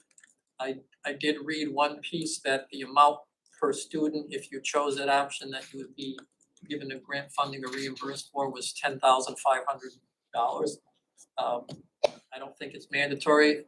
I can't even, being at Bishop, I'm on the top floor, as Kristen alluded to, and when there's a fire drill, I wait at least 5 minutes or 6 minutes before I exit the building because it takes that long for these 3 and 4-year-olds to try to go down the stairs. I cannot fathom a fire drill with infants in cribs. I don't even know how that would work. So I think it's in there for those districts that might wanna do it. I don't think it's mandatory and we don't know anything more than that. Plus, we don't have the space and I just can't, I can't even envision a school being responsible for newborns and week-olds, and I don't know how you would staff that. That's beyond my comprehension. So I'll go on to 22-23. There really isn't any change on the projected deficit that I've been talking about for the last few months. I'm estimating 1.9 to 2.2 million, driven mostly by special ed expenses and the lack of fully funding the reimbursement on the excess costs. We're able to bring down the deficit to less than sped deficit by the budget freeze that went into effect. A lot of people have done without. Schools, they were awesome in not ordering things and being very conscious of buying. So we did the best we could with that. Again, it was a $550 shortfall. So hopefully you'll take positive action on that item. And the last thing I'm gonna talk about, we won't know until we finish closing all the bills and the POs and any invoices that come out. So we're hoping it's as little as possible, but more towards the 1.9 than the 2.2. Food service update. As our chairman mentioned, we did have a meeting today at 2:15, and I'll talk about that a little bit, but I wanted to update you on the RFP process. As reported earlier, it's a very strict process that's dictated by the state. The RFP was published on April 14th. Responses came in. We had 5 proposals. Proposals are about this fat, 500 to 600 pages long. One proposal was disqualified because they didn't follow the instructions on the city's bid portal. They didn't submit it electronically. The other 4 proposals were evaluated. There was a committee of 5, and according to the state guidelines, you have to individually score the 5 proposals, and price is the number 1 scoring criteria. We had 10 or 11 criteria on there. We collected the 5 scores, and we have to average them and individual scores, and there's 3 scoring sheets. And not surprisingly, or maybe it was surprisingly, the highest score was Chartwell's, and each of the 5 scorers independently had ranked them as the highest scoring vendor, so I think it was a good choice. We've in the process of doing a contract negotiation, so even though the contract is basically the state template, you still have to iron out details. I submitted the contract to the state Friday evening before our conversation with the chairman and vice chair, and I'm waiting approval from the state. The meeting today was, I think the chairman did a great job of characterizing it, but was also a positive meeting. I think there's long, an hour and a half, and at times I felt like a voodoo doll. But it was positive in that Chartwell's came and introduced themselves to it. They wanted to show themselves, make themselves known, tell a little bit about themselves. We emphasized how valuable the food service program is and that our employees are the food service program. No matter whether Erin was managing the program or Chartwell's, they're the people who make it work. And the reason Chartwell's is coming in is to try and make a good program even better. So a few of the differences I can tell you about in probably November, December, if once the contract is approved, they will come in and you'll meet them and you'll see them. We had the vice president of regional vice president here today. We had our area director who was a former food service director. We met the director who will be here and the assistant director.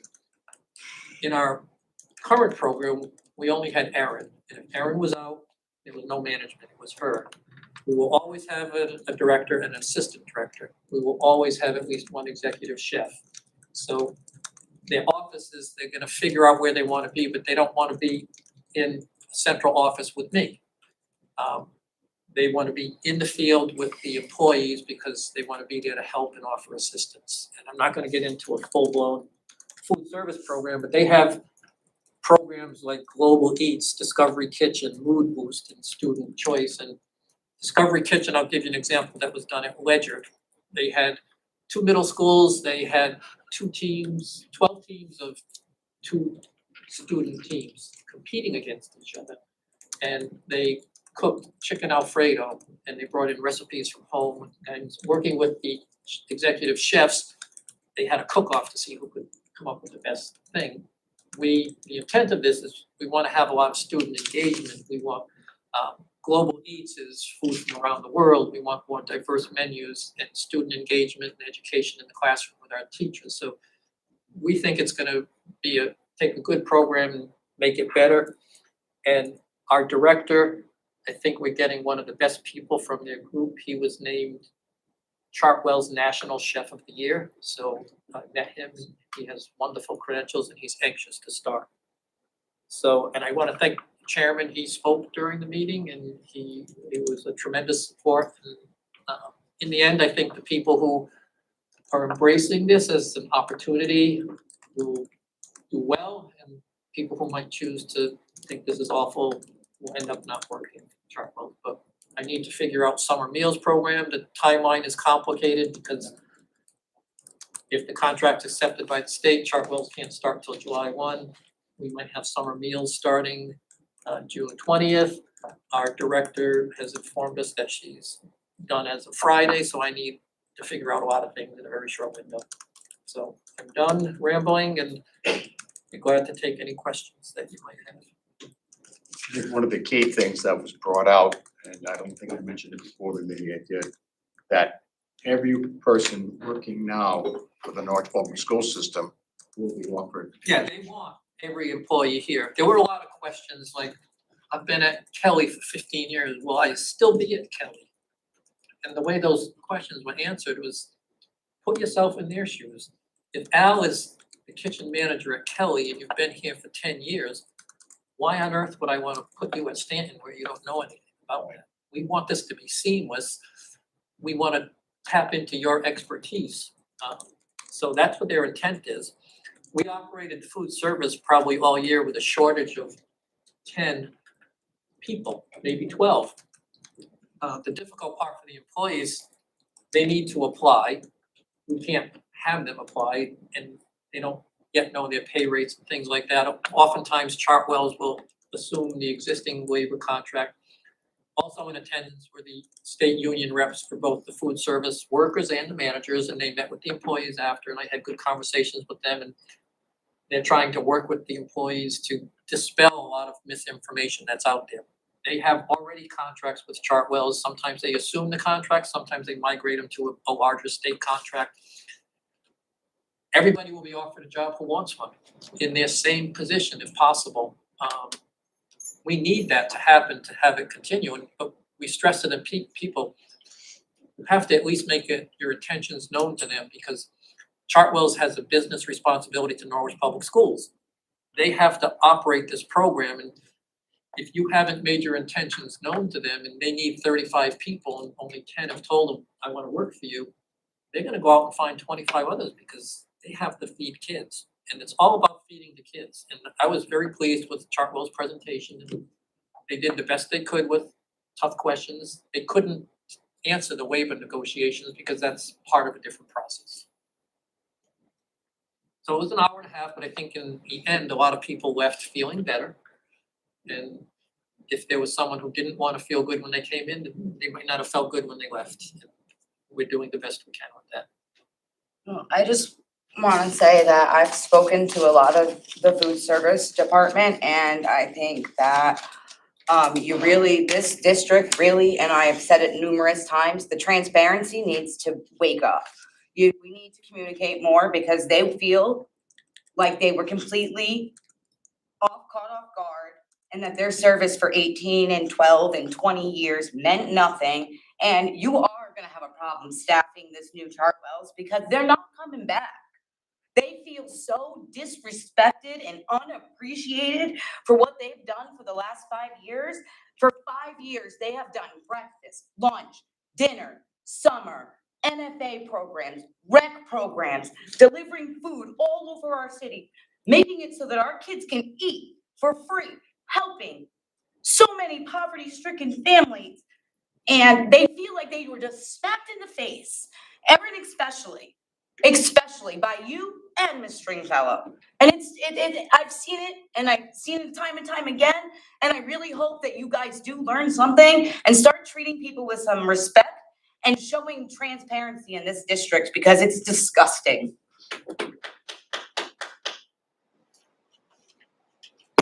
That'll be enough of that, okay? Sir, you understand me? Yeah, just, No.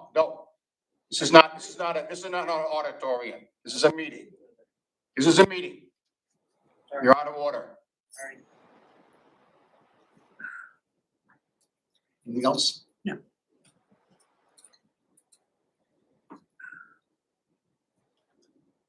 All set, Bob? Yep, I'm Thank done. you. All right, let's move on to public comment. Anybody sign up for public comment? Yeah, we did.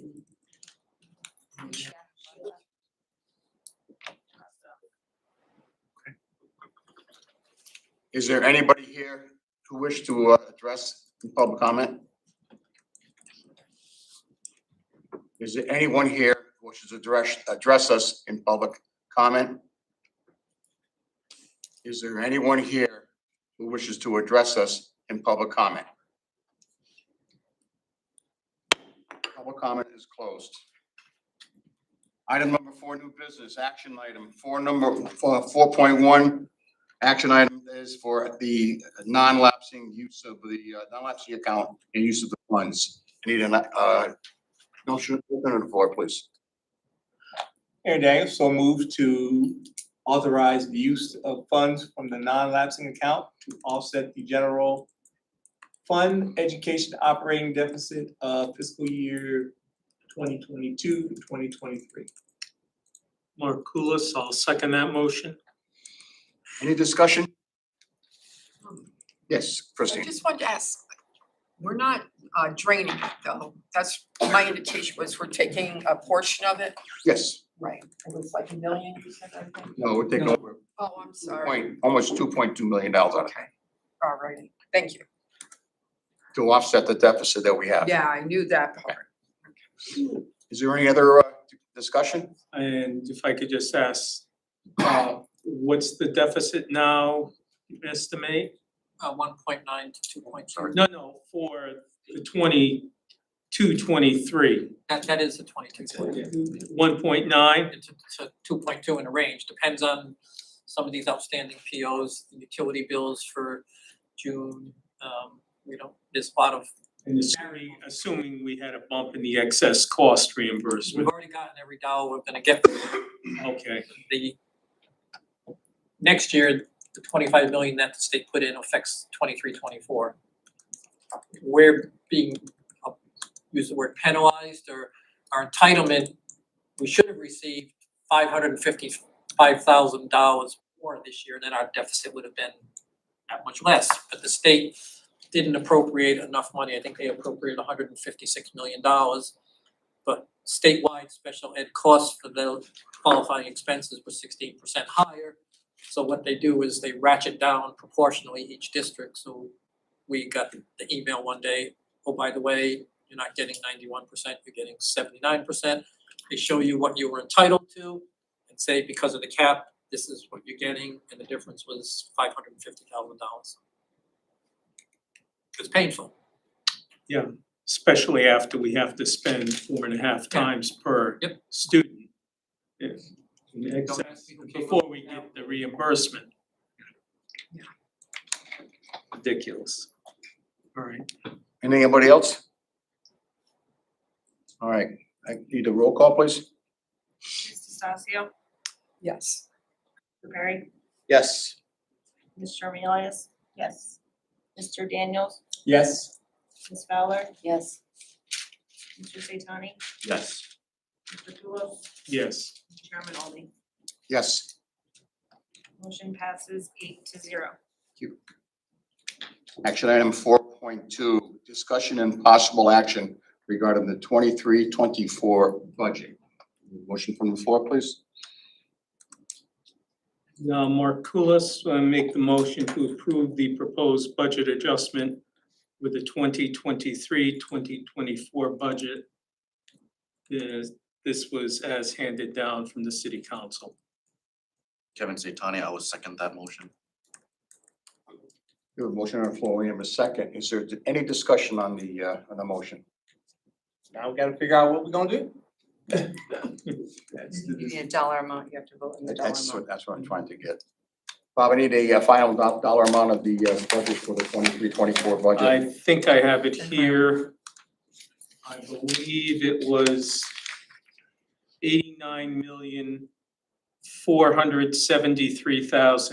$89,473,852. That's what I have as well. Can you repeat that one more time, please? Yes, it was 89, the final figure is $89,473,852. Thank you. You've heard the motion, you've heard the second, you've heard the discussion. Anything else? Call the roll, please. Mr. Stacio, Yes. Mr. Perry, Yes. Ms. Sharmeless, yes. Mr. Daniels, Yes. Ms. Fowler, Yes. Mr. Satani, Yes. Mr. Pulo, An unhappy yes. and Chairman Alden. Yes. Motion passes 8-0. Action item 4.3, discussion and possible action regarding a memorandum of agreement with NFA regarding the employment of para-educators. Need a motion from the floor, please? Mark Kulis, I'd like to make a motion for the Board of Education to approve a memorandum of agreement with NFA regarding the employment of paraeducators. A second, Aaron Daniels, I'll second that motion. discussion, please? Is there discussion?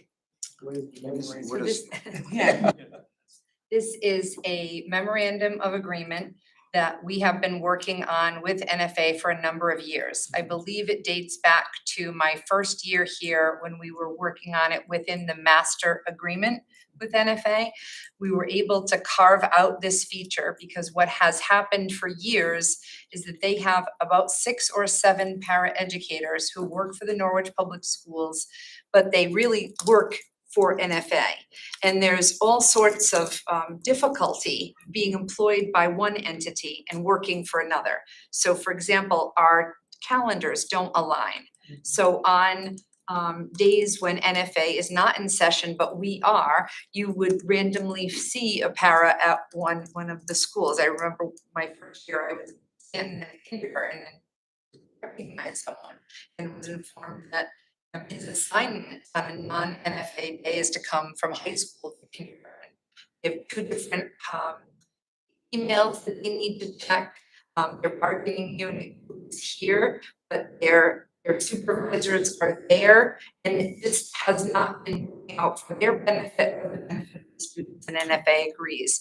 I really give them a lot of credit for agreeing because they're taking on other employees, and we're going to be paying a fee to do that. So we've been, just as we were with the food service operations, 4 years ago, this was very known to the union leaders. It was a part of negotiations. It's terrible that it was a surprise. But same has been for the para-educators, that it's been known for several years that we've been working on this. We've been very transparent with the union leadership, with Tom White, with Angela Fonner. And so if you, NFA has already agreed to this memorandum of agreement. If you agree that these 6 or 7 paraprofessionals should rejoin our workforce, then they would likely have 2 options before them. They could, similar to the food service, they could either remain as employees of the Norwich Public Schools, or they could go and work for NFA. And so we shared that with the union ahead of time, and we're, after your vote one way or another today, we will notify the 6 or 7, I think there are 7 paras, that they are welcome to work with us in the Norwich Public Schools, or take one of those jobs to await a job at NFA if they prefer working there. So the way this is gonna work then is, instead of getting a paycheck cut by Norwich Public Schools, they will get a paycheck cut by NFA, and we will be billed for that service from NFA. Sort of. So what will happen is, right now they work for Norwich Public Schools, but they're placed at NFA. Correct. So think about it like, I'm trying to think about what an analogy would be. Manpower. Right now, it would be they're returning to Norwich Public Schools, but NFA will be hiring their own paras and then billing us for the service. So it's about who the employees work for. Right.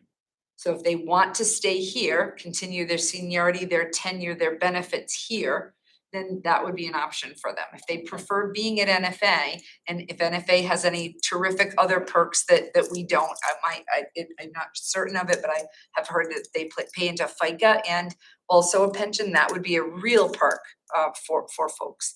And so it would be their choice, and we would sit down with them, with their union leaders, and explain it to them and answer any questions, and give them options, let them know what the vacancies are that we have, or they could choose to work for NFA. NFA will still need 7 paras, but they will hire them on their own, and they'll be employees of NFA. So out of those 7, say, employees, if they choose to work for NFA, we would still be billed for their We're still, service? no matter what, we're responsible for the cost. All It's right. really about management of the employees. So imagine being at NFA, you're the teacher that works with a para. Carlene, could you be the para? And so I'm not your supervisor. The principal is not your supervisor. You don't work for NFA, but you're placed there. Has been difficult for both the para and for NFA and for us.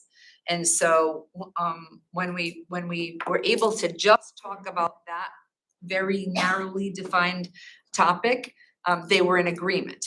And so this should not jeopardize whatever these very special individuals would like to do, but they will have options. I'm just trying to get it straight in my mind that their FTEs would come off of our payroll. Correct.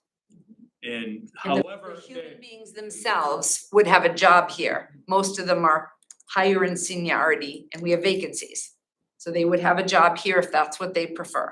Right. But if they prefer working for NFA, then they would resign from us and they would apply to a job at NFA. Okay, and if they're hired by NFA as NPS supplied paras, we would be billed for that, Correct. okay. But they would be employees of NFA. Correct. Okay. Right now, we're not billed, we pay them, they're employees of Norwich So if Public they Schools. all choose to work for NFA, we reduce our payroll In by any event, we're by reducing our 7 payroll by people. 7 FTEs.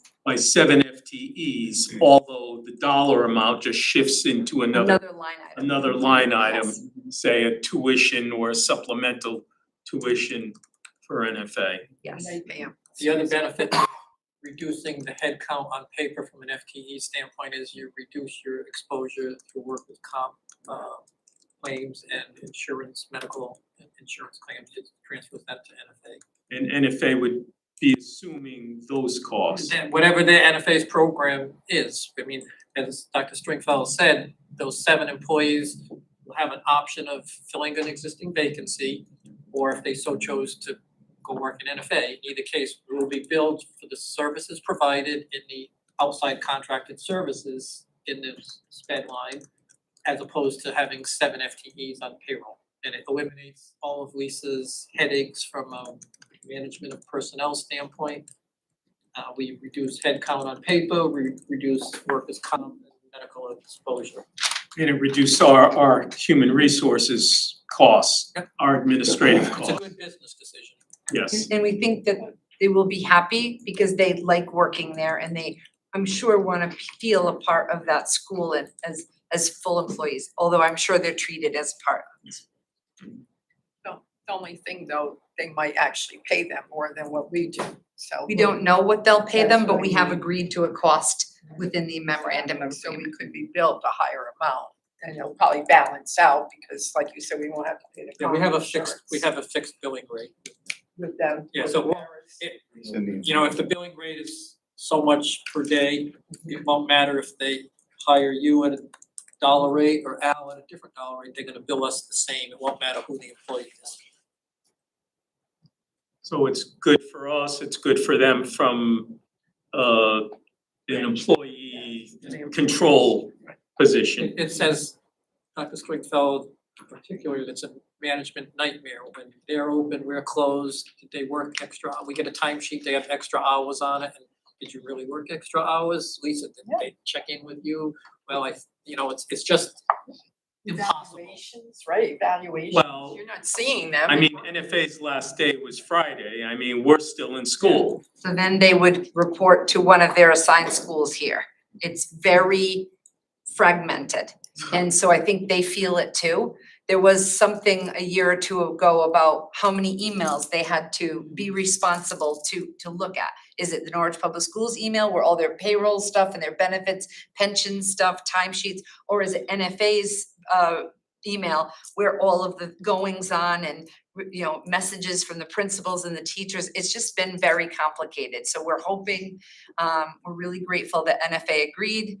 As I said, I inherited this. This came from years of trying to negotiate it in the bigger master agreement, which I think has a lot of different threads to it. So we were advised by the Board of Education, Jamie Bender and I, to start working on this. And it's been a couple of years in the making, and Lisa and Bob joined our staff, and now we're bringing it to you for your blessing.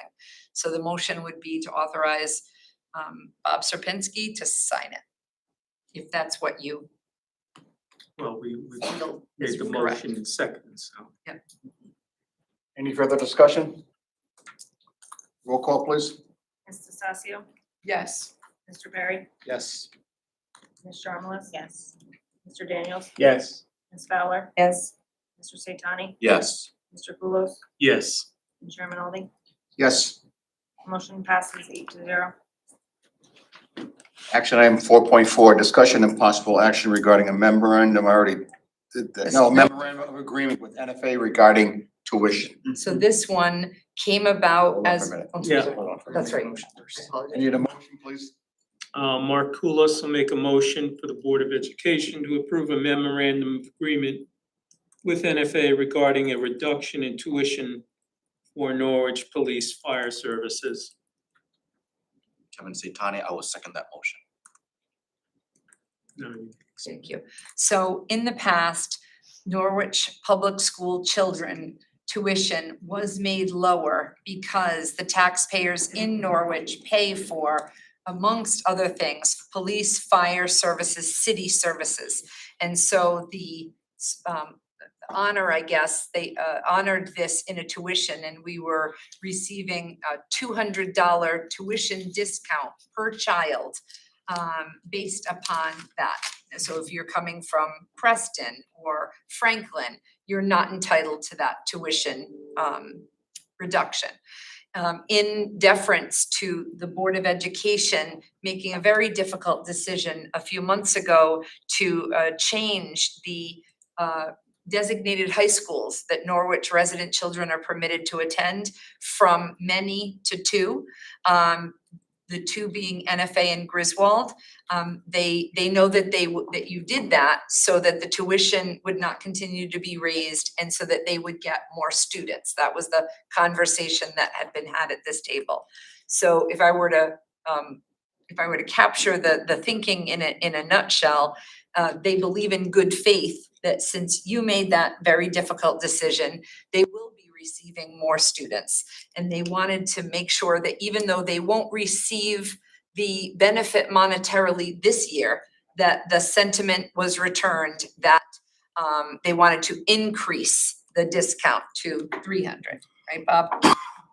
To $300 a student. They presume that the students that they will receive from the other high schools over the years will be general education students, so that 300 is applied to general education students. And so again, this is it's a part of goodwill and acknowledging that the sacrifice we make for our preschool to 12th grade students is shared. And that For 1 addition, year. Both of these are for 1 year because they okay, have a so new that head of schools additional coming on board. will They wanna start live through for it. this This current school year, and current school year. that's the $120,900 I referenced, because for regular ed, they bill us as of October 1 for the preceding year, and our enrollment on October 1 was 1209, I believe. So Bob referenced this last night to the city council, but really couldn't go into detail. He couldn't do that within the 3 minutes regardless, but he couldn't go into detail because you hadn't had an opportunity as a body to vote on it. But this MOU is just for 1 year. Both Yes, of them are. and they recognize that the board did an MOA to enter into negotiations with NFA. Yeah, even though our master Yeah. contract is still for 2 years, so potentially we would have to pass an additional MOU next year Yeah, if they wish to extend as this. Kristen said, this is a show of good faith. We had several Right. conversations with them, and when Kristen mentioned to them that you'd be discussing this, because they actually brought it, says, why do you send these kids elsewhere? And the discussions continued. Kristen's paraphrasing, she said something to the effect that that's what they do. We do this. It's a you little gotta show sweeter than something. that, but okay, that sounds like. So,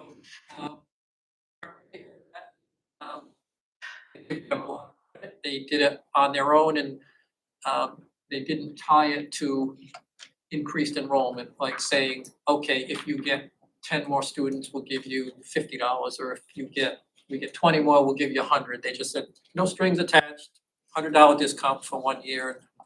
I think it's a good thing. Christine?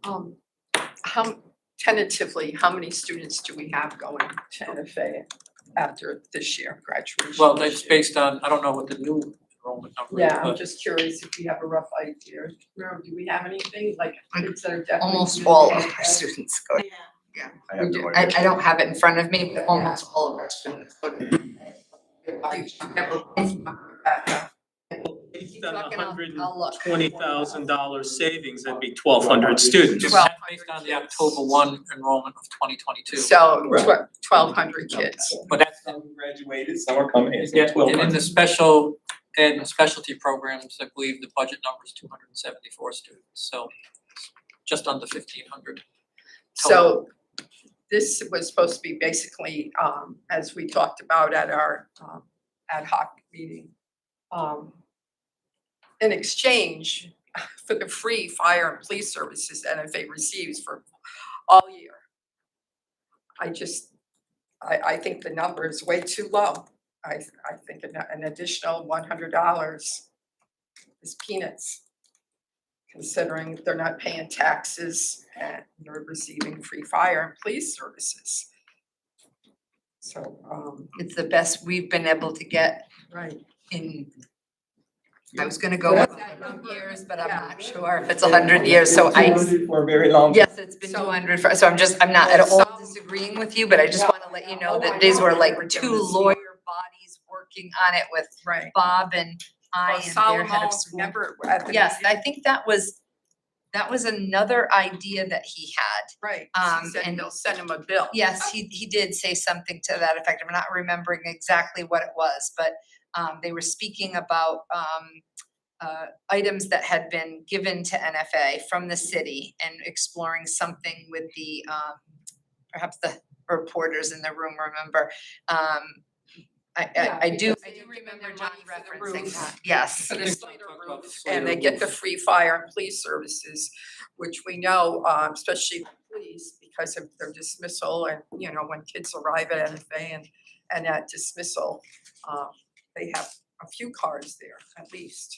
Yeah, but Certainly. Christine, you have to look at it from the view of, they're not gonna see the effects of our change of designated high schools for at least another year, Even with that, even with that. the point is,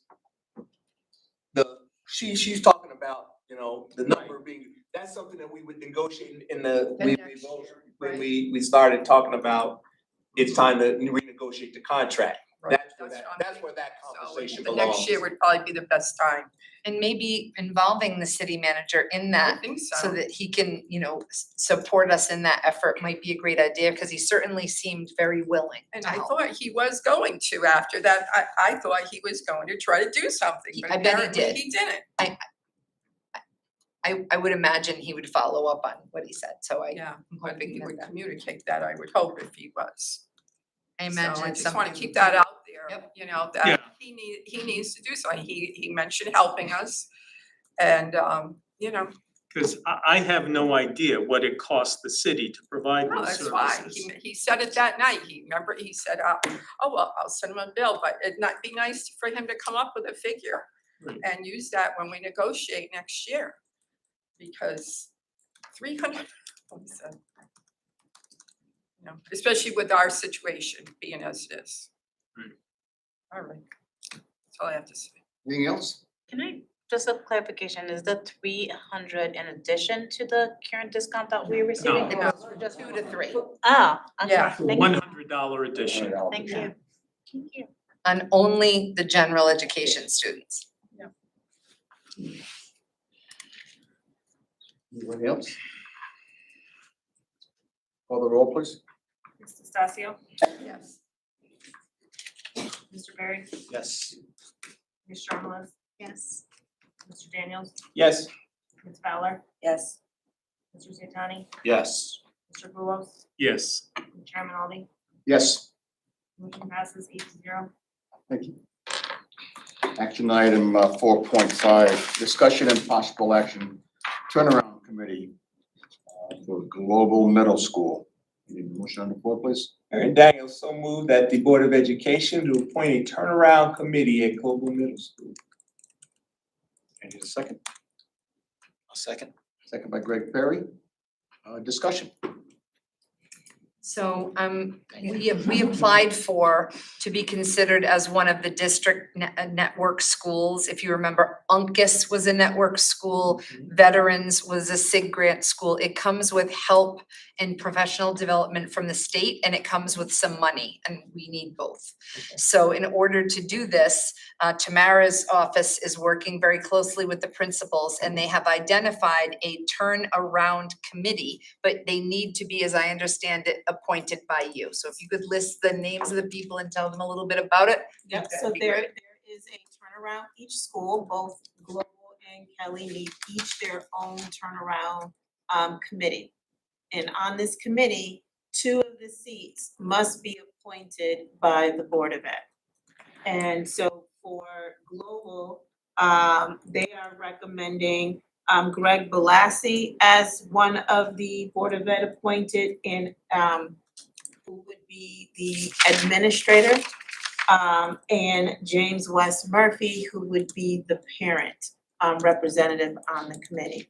So one of the board seats must be an administrator, the other board seat must be someone who has a child within the district. So that's where that comes from. And then for Kelly, Just wait. okay, we'll wait for that, okay. So this motion would actually appoint those individuals. Correct. Yes. Cass, what is that? Leah's a turnaround Yeah. committee. I haven't heard about this. So I'll explain that. So, alright, so CSDE released an application. It's something that the schools must apply for. If they are express an interest in participating in the Commissioners Network. And in order to be eligible, they are categorized as a category 4 out of 5 performing schools. So in other words, this is 2 of our schools are deemed as low performing. And so in the Commissioners Network, which is established by the General State Statute 10-223, Section H, represents a commitment through local stakeholders and the Connecticut State Department of Education to drastically improve student achievement in 25 low-performing schools. The network schools remain part of their local district, but the district and the CSDE secure school-level flexibility and autonomy for the school in exchanging for heightened accountability. So that's what it is. And do we have a dollar figure associated with this? Not that I'm aware of. 2.2 million, no, I'm kidding. That would be ideal. Wouldn't it be?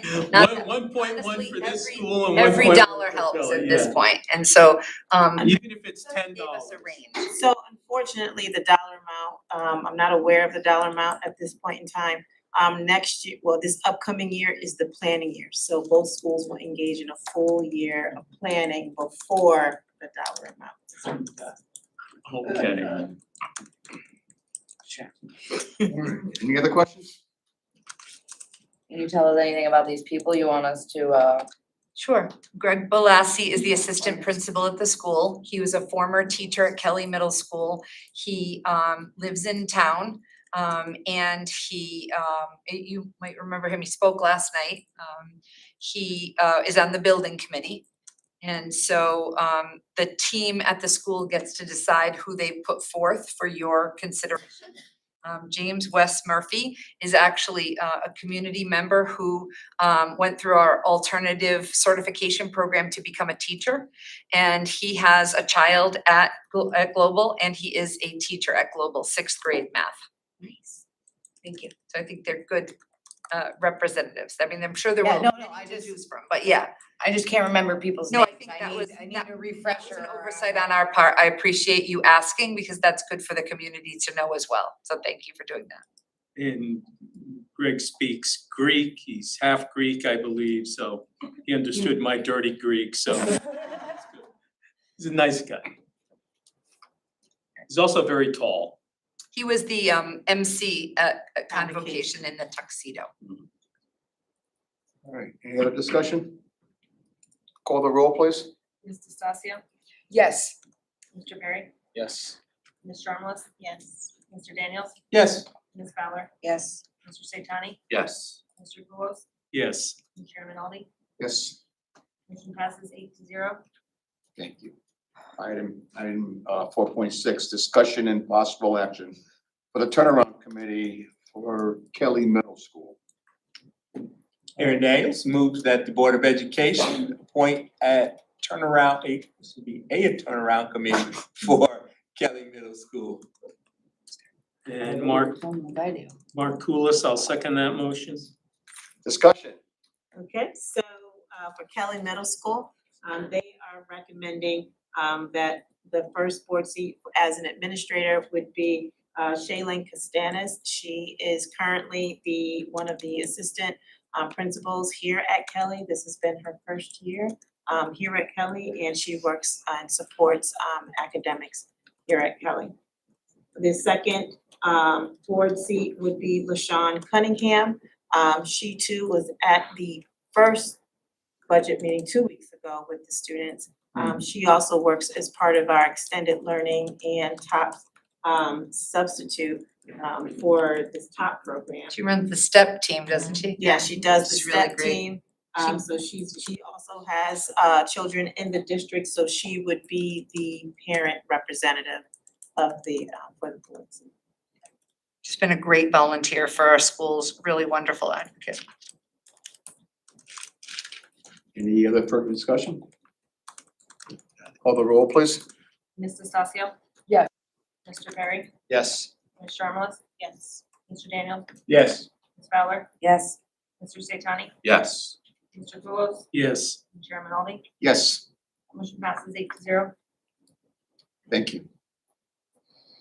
All right, the next action item is from 4.7 all the way to 4.23. These are all first read policies that we will vote on. Oh, we don't vote on these until September. It's okay. We had like 10,000 of them this year and I'm like, right, Kevin? I mean, Dory's wonderful, but at the, she's kind of burning us out with some of the policies, and so it's okay that it moves over. All of the other legislative changes will end up in redos, refreshers of our policy anyway in September, so I think you're good. And these are just changes, the 9,000 series are changes to our bylaws. Correct. And There's some deletions, yeah. yes, and this, yes, they're very minimalistic in terms of changes. The rule of your bylaws was, they're all red lines that are in accordance with state law. First two are full deletions. This, oh, wait a minute, hold on, I'm sorry, all of a sudden, Word Docs doesn't like me. So, the first one is a policy, but it's also, I think, in your bylaws. Kevin, this was, I believe I missed this, Yeah, meeting of the it's- policy committee. This public statement one, designating the chairman, it's actually under chairperson's duties. Right. It's repeated, Okay, so that this, makes sense. yeah. Okay. And then the So, and then second the one, same for the other one, I think Yes. there's another duty that's repeated elsewhere in the bylaws. was in the policy and also the bylaws, that's how I remember it as well. Thank you. All right, any other discussion? Unfinished business? Wait 1 second, sorry. Sorry, With the last one, 4.23. Yep. Is that a new bylaws for consideration? it's a model policy, yes. Okay.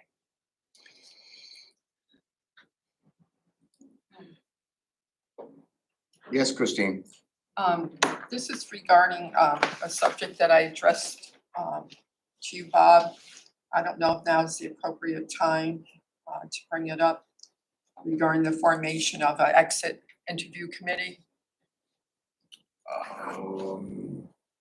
Okay. Yeah, I think we would have to amend the agenda. Yeah, we'd have to make, a motion would be needed to amend the agenda for the purposes of discussing Discussion. an exit committee. Is this the one that you brought to Pete Mar? 'Cause I remember Pete Mar giving you advice on that. See, this is the same one. Yep. Are you making it in the form of a motion? Yes. That we, a motion that we First, to amend the like to agenda. amend the agenda so we can have further discussion regarding the creation of an exit interview committee comprised of members of the Board of Education to interview people leaving city service. I second that motion. Okay, I'm gonna make sure we have the motion down correctly.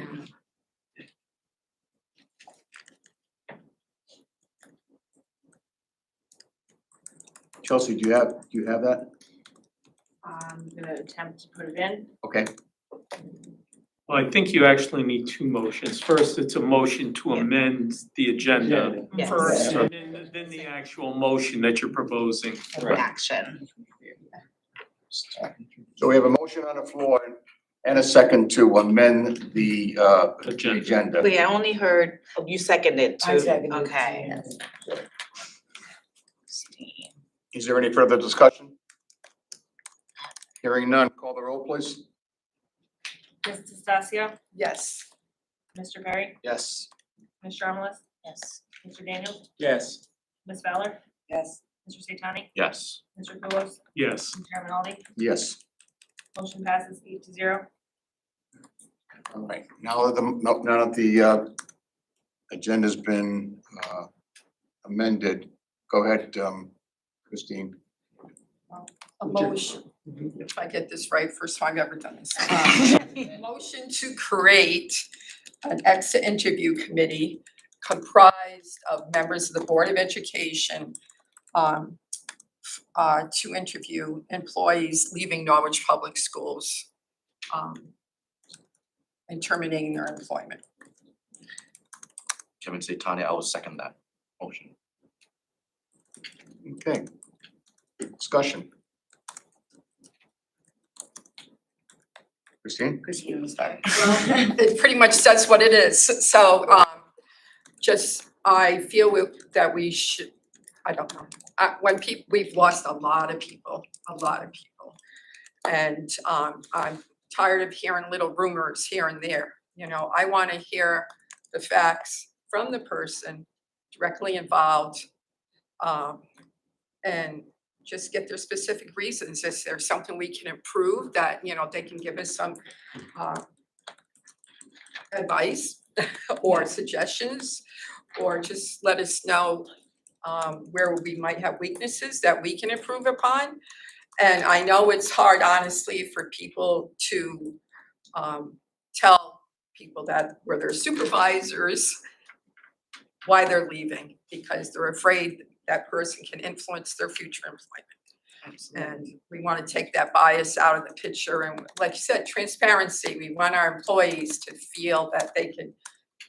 They need to feel like they're heard. and that they're heard Yes, and that they have a voice. and that they're appreciated. Exactly. And when, I mean, cause I've gotten letters from teachers from Global, teachers from Kelly, teachers from Moriarty, now the food like, we got people leaving our district, we gotta find out why, and we gotta do something to make us united so that we have strong teachers that wanna stay. Because our kids are not gonna get any better if we can't keep teachers here. Can I, I'm sorry, I get that. no, I don't mean to be. what am I trying to say? I think I would like to know a little bit more in terms of like what is the district current process, what is the role that our HR staff are doing right now in terms of like employees who are, I would love to know what that process looks like. And I understand the motion that's on the table, but I don't know if we are addressing the issues because those employees have already left. So I would also like to know what the grievance process looks like. No, I just want, like, this is the end of the process. They've already left the district. There's Yes, nothing we can but do. we're still going to be losing people, so, Yes, you know. yes, but just like, make if it there's a way that we could stop that process from happening, that's what I would like to know what that process is. So not just the tail end. So I don't know if you can. So what happened in the beginning, we started we have a recruitment, let me start with this. We have a recruitment and retention committee that is pulled from the increasing educator diversity committee. And so we have Sarah Dusso is one of the leaders of that committee. Someone from HR is another member, Luz Rivera sits on it, Lisa Hughes sits on it, I sit on it. I'm trying to think if there's anybody else who sits on it. And we work with TRP and Relay and the State Department of Education and work on recruiting diverse educators and retaining staff and diverse educators. So when you're focusing on one population, it's sort of a rising tide lifts all boats. in the beginning of my tenure, like post-pandemic, when people started leaving to go to other districts, we wanted to know certainly why. And so the Human Resources Department did a, for lack of a better term, like a Google form. And what we found is some people filled it out, very few people filled it out. I report those trends to you at our Board of Ed retreat in the summer. And the big ideas that came of it are that they were either leaving because they took several salary hits over the years, or the healthcare they weren't pleased with, they got a job closer to home. They left college because they got a job in an urban district in college, and now they're married and have young children, and life got harder for them, and they realized that they wanted to get a job closer to home or in a more suburban district. But we weren't getting, our end size was not very big, meaning there weren't a lot of people doing it. Once they got a job, they seemed to like just go and not care to put down why. And in some cases, the sort of limited feedback we got was they didn't want their principal or me or HR or whoever knowing, they just wanted to resign. So then what ends up happening is a subset of this retention committee, not me or Lisa, would meet with folks, and they thought that personal touch would be something that would be very important. So they started with teachers. Very few teachers, especially over the summer, took them up on this, but they did have a few meetings with teachers, and they got some valuable insight. So then I'm not sure who recommended it, but I think it's the State Department and leaders in retention issues suggested that they started doing what's called stay interviews. So they would meet and sent an invitation out to, let's say, teachers at Moriarty or teachers at Global, and said, if you'd like to come, you're still working here. We want to make sure we're listening to you, and it's confidential, not shared with your boss, who's the principal, or me, or Tamara, or Bob, or Lisa. What do you suggest? And so they would bring back big ideas and they would meet with the principal and say, these are some of the big ideas. Some schools, as I understand it, met with the leaders of the retention and recruitment people for the stay interviews, and others didn't.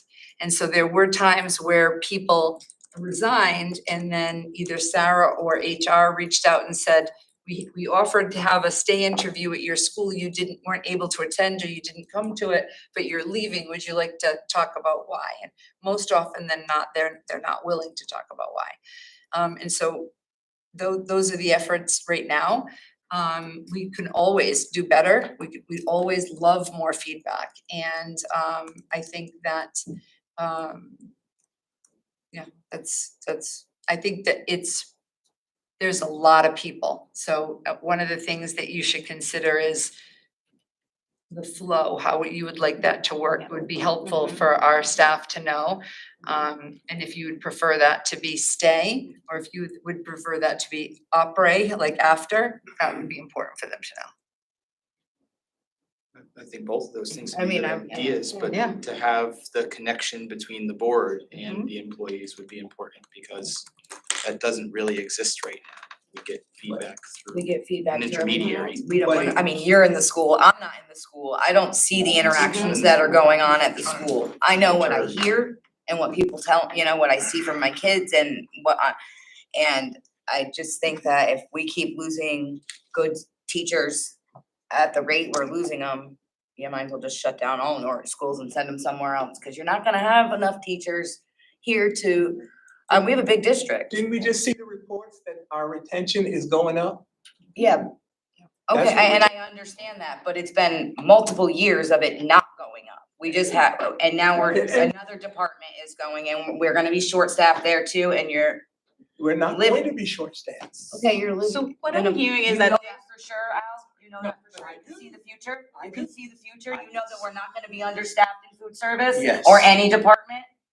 We're going. Wow, I'm so glad you can see the We're future, gonna do- sir. Well, I can see it apparently just as well as you, Because No. you're the one who said that it's going to be. No, I'm saying, most likely it's going to be, that's what the See? trend has And I'm been. saying most likely it's not. Okay, well, I'm saying that We're gonna- you're in denial. Exactly. Okay, Go ahead. let's Smart. take a breath, please. This has been brought up before, and I believe there was our attorney, Pete Marr, had made some significant suggestions in the fact that if we appoint an exec committee, if we put board members on this committee and they're privy to this information, and that person who has decided to, whether it be constructively discharged from a position here at the school, decides to come back, and there's an issue, then whoever is sitting on that board, whoever is the board members, cannot be available in case there's a grievance file or a disciplinary matter that comes up. If I'm saying it correctly. Yeah, I'm not grasping. what Can you're Yeah, can oh, I make a See that, that's not a high a likelihood. wonder?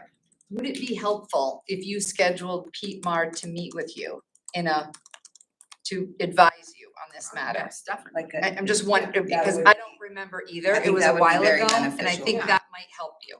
I just offer it for the, Yeah, well, let me try and explain or put it into two different categories. You got people who are willing to move on for whatever reason voluntarily. And then you've got people who have to move on because they're forced out, fired, whatever. And that's what Bob's referencing. Yes, so those people who are aggrieved by their union contracts, especially if they're teachers or covered under union contracts, they have a process. Their first is to appeal to the superintendent herself. Then we are they actually go to the principals first. the but yes. principals, yeah, okay, whatever the process is, eventually it comes to you. Yes, If you say no, then the grievance will come to us as the highest court of appeal within the Norwich Public Schools. So if we are sitting on a committee that listens to this person, their reasons for leaving, now that has changed our thinking, and we have poisoned the wellness essentially for our decisions as a grievance committee. That's why you don't have sitting judges sit on certain committees. So you would be interfering with our duties to maintain a certain level of and away in order to reach a fair decision in a grievance. Well, what I think we need to learn from Mr. Marr then, though, is that if it's an exit interview, the person has already been terminated or has left. So we could make it more specific, or resign. We could make it more specific to just the people who resign, are moving on to another position and interview them. But I think we need to talk to Pete, yes, definitely to get a better framework. Or we limit it to one or two members of the Board of Ed. Oh, yeah.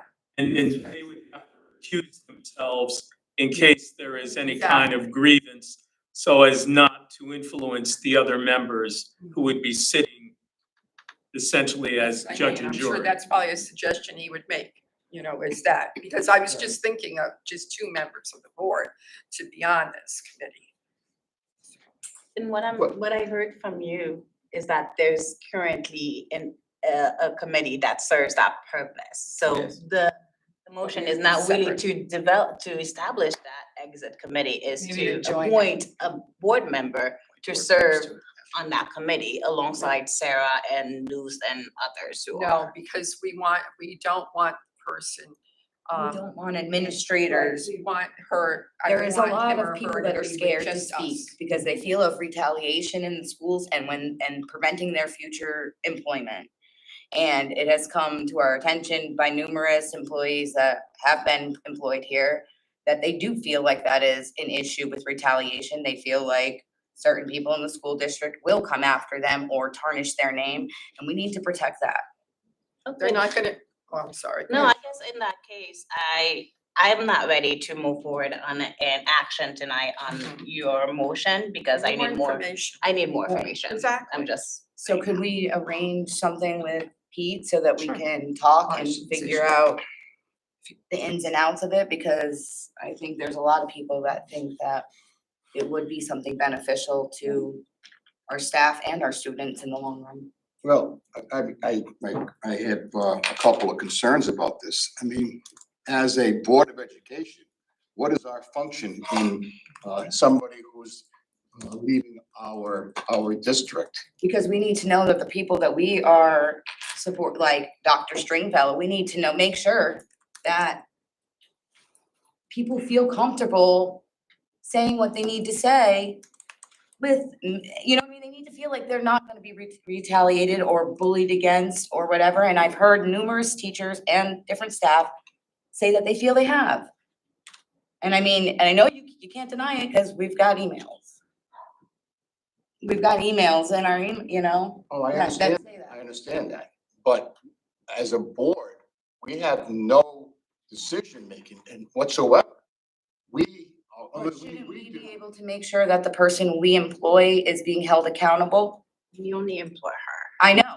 It's the only person that she answers to Okay, us. so but what I'm saying is it would allow us to get information from employees who may be leaving the district, who could possibly maybe say that it was because of Ms. Stringfellow. I'm not saying anything, I'm just saying there needs to be some way to protect, to make sure that if there was an issue with an administrator, that they have the right to fairly speak and be heard Well, I and would, protected.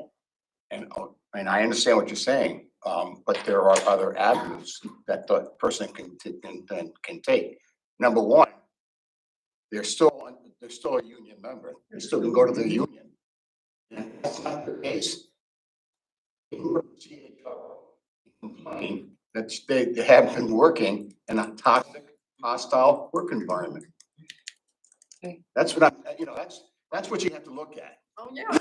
You know? It needs further, That's why I feel that we need to look into it a little bit better, more. because I feel a lot of people don't bother to, I mean, if they have serious enough issues, they are going to pursue those avenues, but I doubt, I mean, I have no data on it, so, but I doubt that people go do that. I mean, that they pursue those avenues, that I just feel it could help us shape policy and make things better. That's the goal. And to know that people have someone who truly will listen to them without having to worry about any retaliation. I just think it's something that our teachers would appreciate, and the staff. Plus, there's privacy concerns on the labor Oh, of course side. there I is. mean, Yeah. you know, things we may learn may be protected. I mean, we can't disclose. That's why we need our lawyer's advice. Yeah, because why are you leaving? Oh, I'm a sexual predator. No, you know, Hopefully we would know that or. hopefully we would know that. After it doesn't Pick employ that you. up, then we're in big trouble. Yeah, Right. exactly. Or I'm leaving, you know, with should we certain health concerns. Sorry? Now you violated federal HIPAA law. So now we should table this. Yes, please. And we could give them the option, that they don't have to agree to exit interview. So like you said, if it's something that health reasons, whatever, that they want to keep confidential, it could be it's voluntary, then it would be people who just want to, then express their reasoning, or like I said, or give us ideas of how we can improve something. You have a retreat scheduled and I'm trying to find it. I think yeah. it's early August, So yeah. if you would, if anyone would like me to add Pete Marr to that, I just know that if we don't get him quick enough, he's gonna Right. book some kind of vacation. So I'm just putting that out there for food for thought, so that he can advise you in to get to where you're looking to get to. Well, hopefully he's on a good vacation somewhere. We can join him and. Yeah, no, he's not on vacation today. I'm just saying you have Babysit his it. kids. No, I'm saying in August, So it is, hold on for a minute, I have it here. It is August 9th is your annual retreat. And that was scheduled like probably a year ago, probably at the last retreat.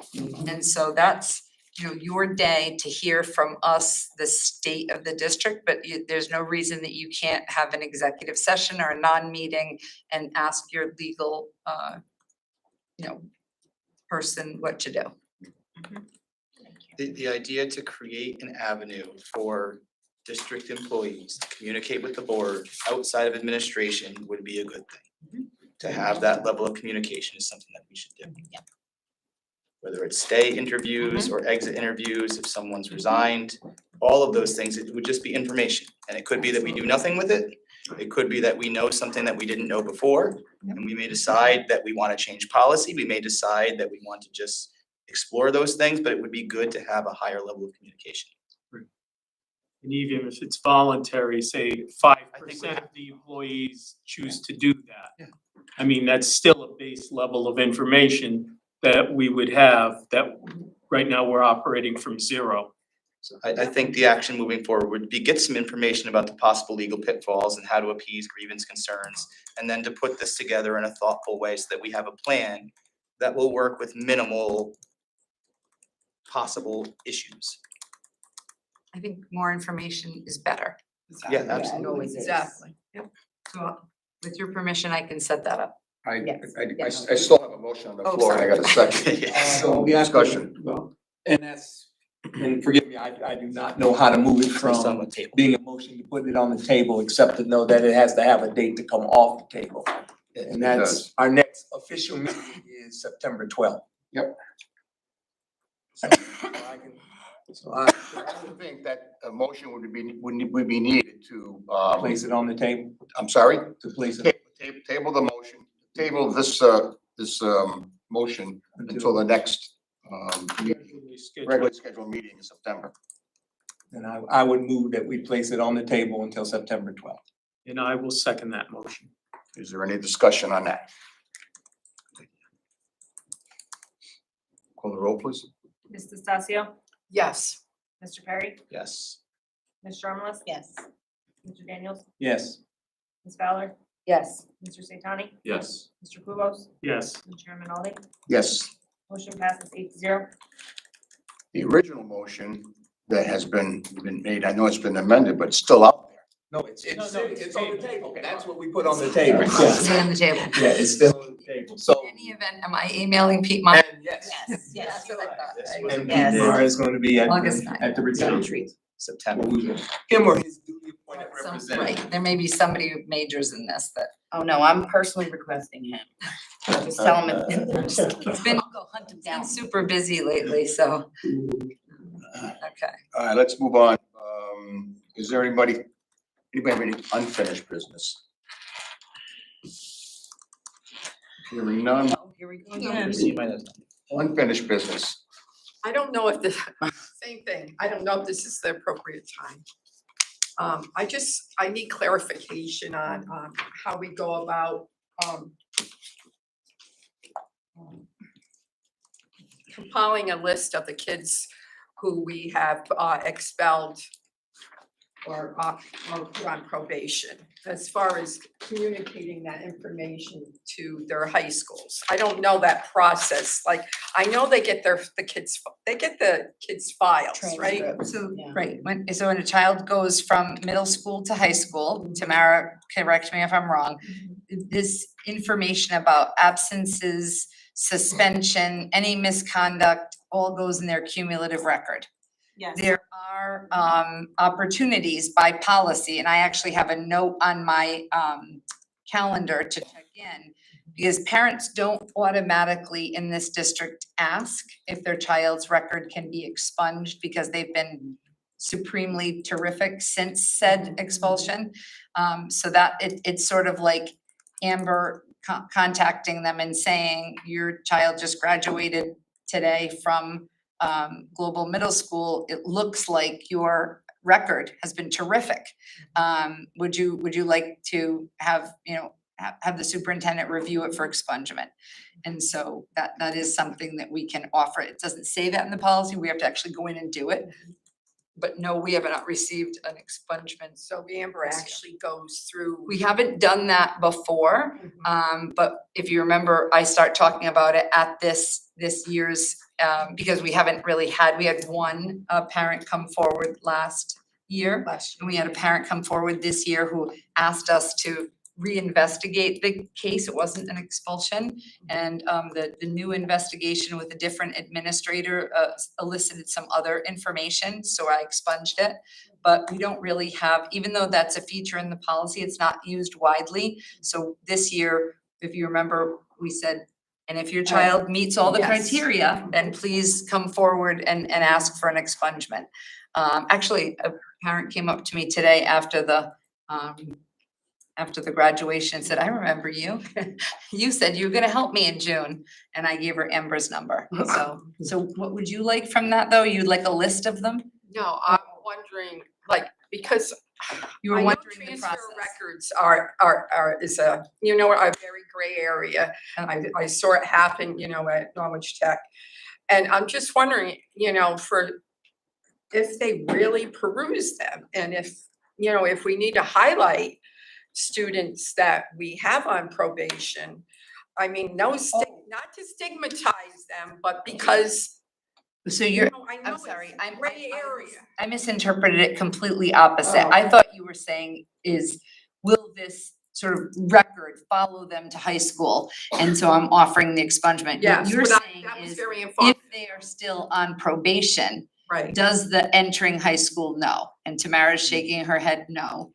They don't. It don't, because, although they do put them on probation, so it's temporarily, you're not coding it in there as an expulsion unless they do something further. If they haven't met that condition, then it's not tagged in there as an expulsion, so then it doesn't follow them. But these are students who were expelled and then were brought back on probation. And their probation spans, in some cases, 8th to 9th. Yeah.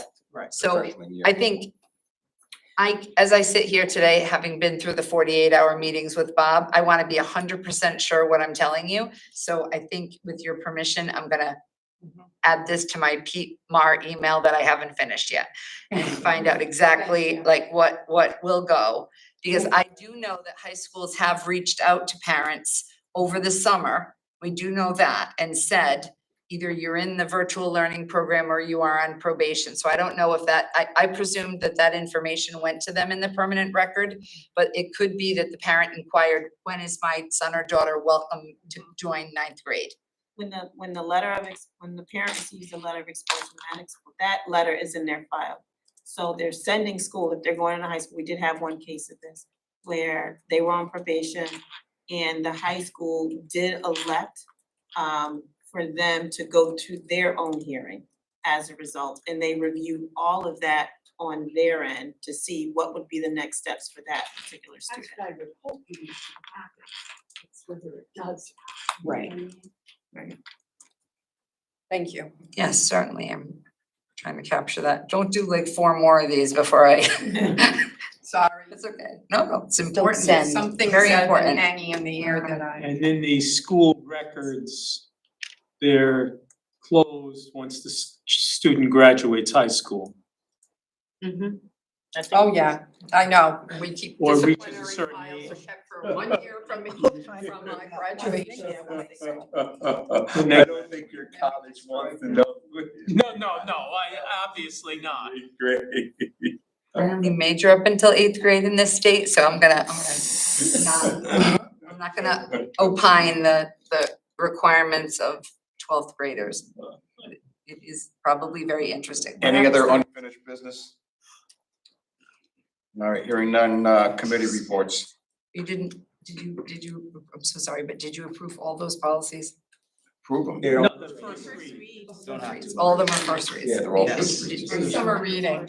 Yes, yeah. All right, I just know when Amber comes back from vacation, it's either Chelsea or I that's gonna get in trouble. No.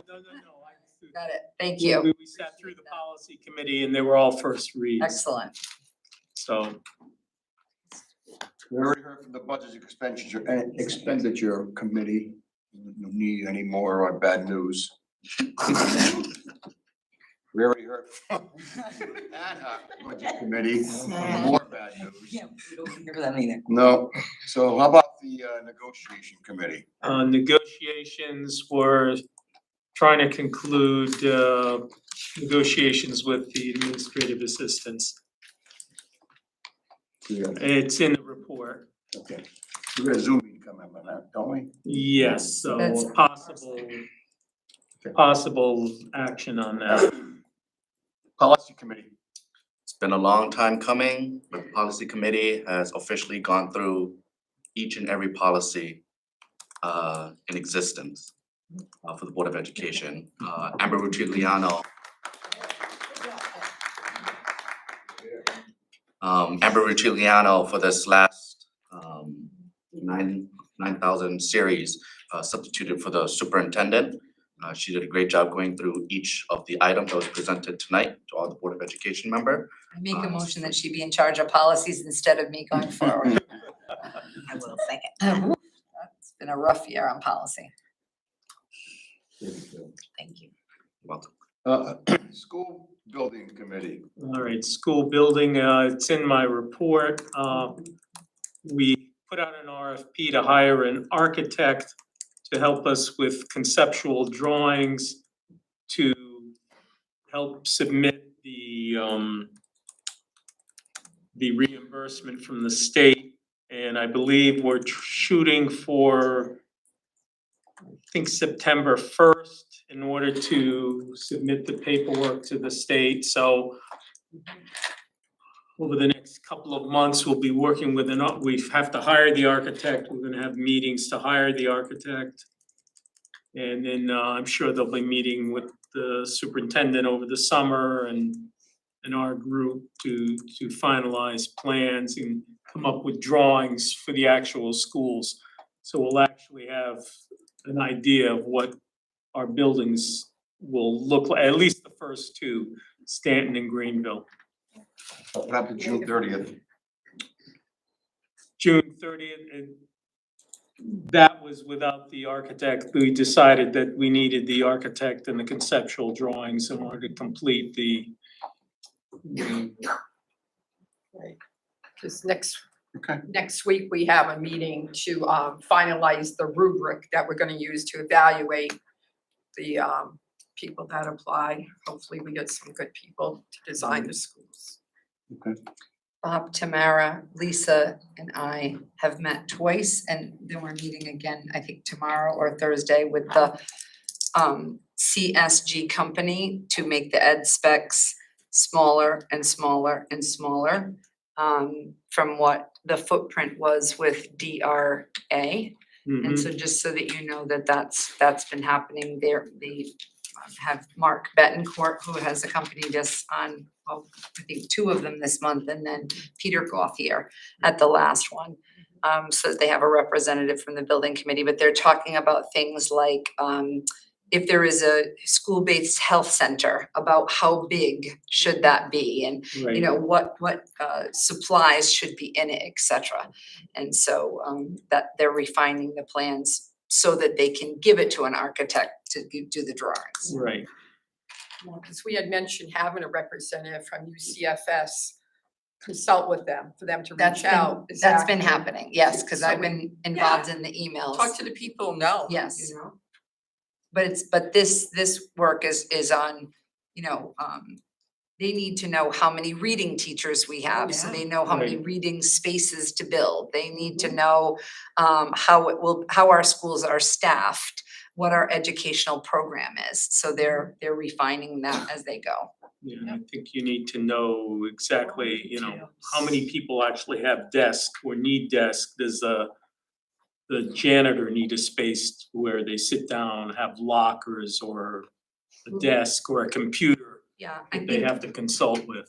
I think what's different from school to school is about how many children get pulled into small group instruction, or if it's a push-in model, if it's a one-to-one model, and so that's right. And then, so we're trying to explain to them what is now and what's, what we see happening in the future, so that they can build flexible spaces that aren't just, Lots of them. forever. You're forever gonna take 3 kids to teach them an ESL lesson is not really happening. Well, you have to sit with your crystal ball and say, what's education gonna look like in 40 or 50 years? Isn't there a deadline on this application? October 1st. I think it's the end of October. For some reason, the 30th of October is sticking in. Yeah, the end of October, I believe, was the, but we're trying earlier. Because it wasn't, initially it was June. Yeah, they were looking at the June, but there was no way that, our consultant said, no, we need, the state is asking for more information and we can give them more. Okay. So All right, it's, you just can't find $385 million on the street, I just want to make sure we don't lose Trying. anything. We're trying. I'm trying. Well, I'll find $12, I'll be happy. ICDC?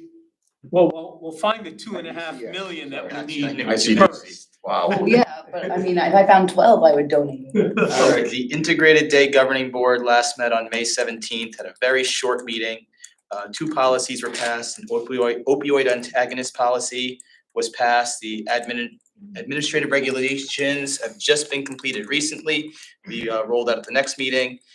All staff will be trained on this administration in August. The administration of those things. A service animals policy is also put up for a first read that should be passed in next meeting, which is next week. A lot of stuff has happened since that meeting, but most recently on Friday, they were supposed to have their annual picnic. It's their field day. And because of the weather and the smoke and the conditions, that had to be moved indoors. The team of teachers and the administrator at IDCS did an amazing job, knowing that might happen as of like Wednesday, so 2 days before, putting together a day of really fun stuff for the kids to do. It was impressive how well they pulled something off in such short notice. The graduation was today and the last day of school is tomorrow. Okay. It's like a day earlier than us. The NFA was pushed up because of scheduling. The only really thing that happened was there was a nice send off for Dr. Kelly because it was his last meeting. And that Friday was the graduation. I noticed the graduation was in the gymnasium. Yes, and then. Yes, well, first there was a threat of rain and then it's the air quality Oh, okay. with the smoke. Yeah, but the threat of storms really did it in. Okay. And they had to decide by 10 in the morning. Right, well, that's the same thing that happened at Oh, Dawn. yeah. And what's Nate's last name? Quisnell, Okay. Quesnel. Nathaniel, I should say. That's the new gentleman. That's the new No, superintendent. I've seen it, but I've written, but I didn't know how to say it. It's no- All right.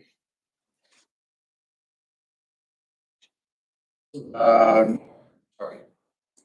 Chairman, before we move on to learn, I would like to, I think.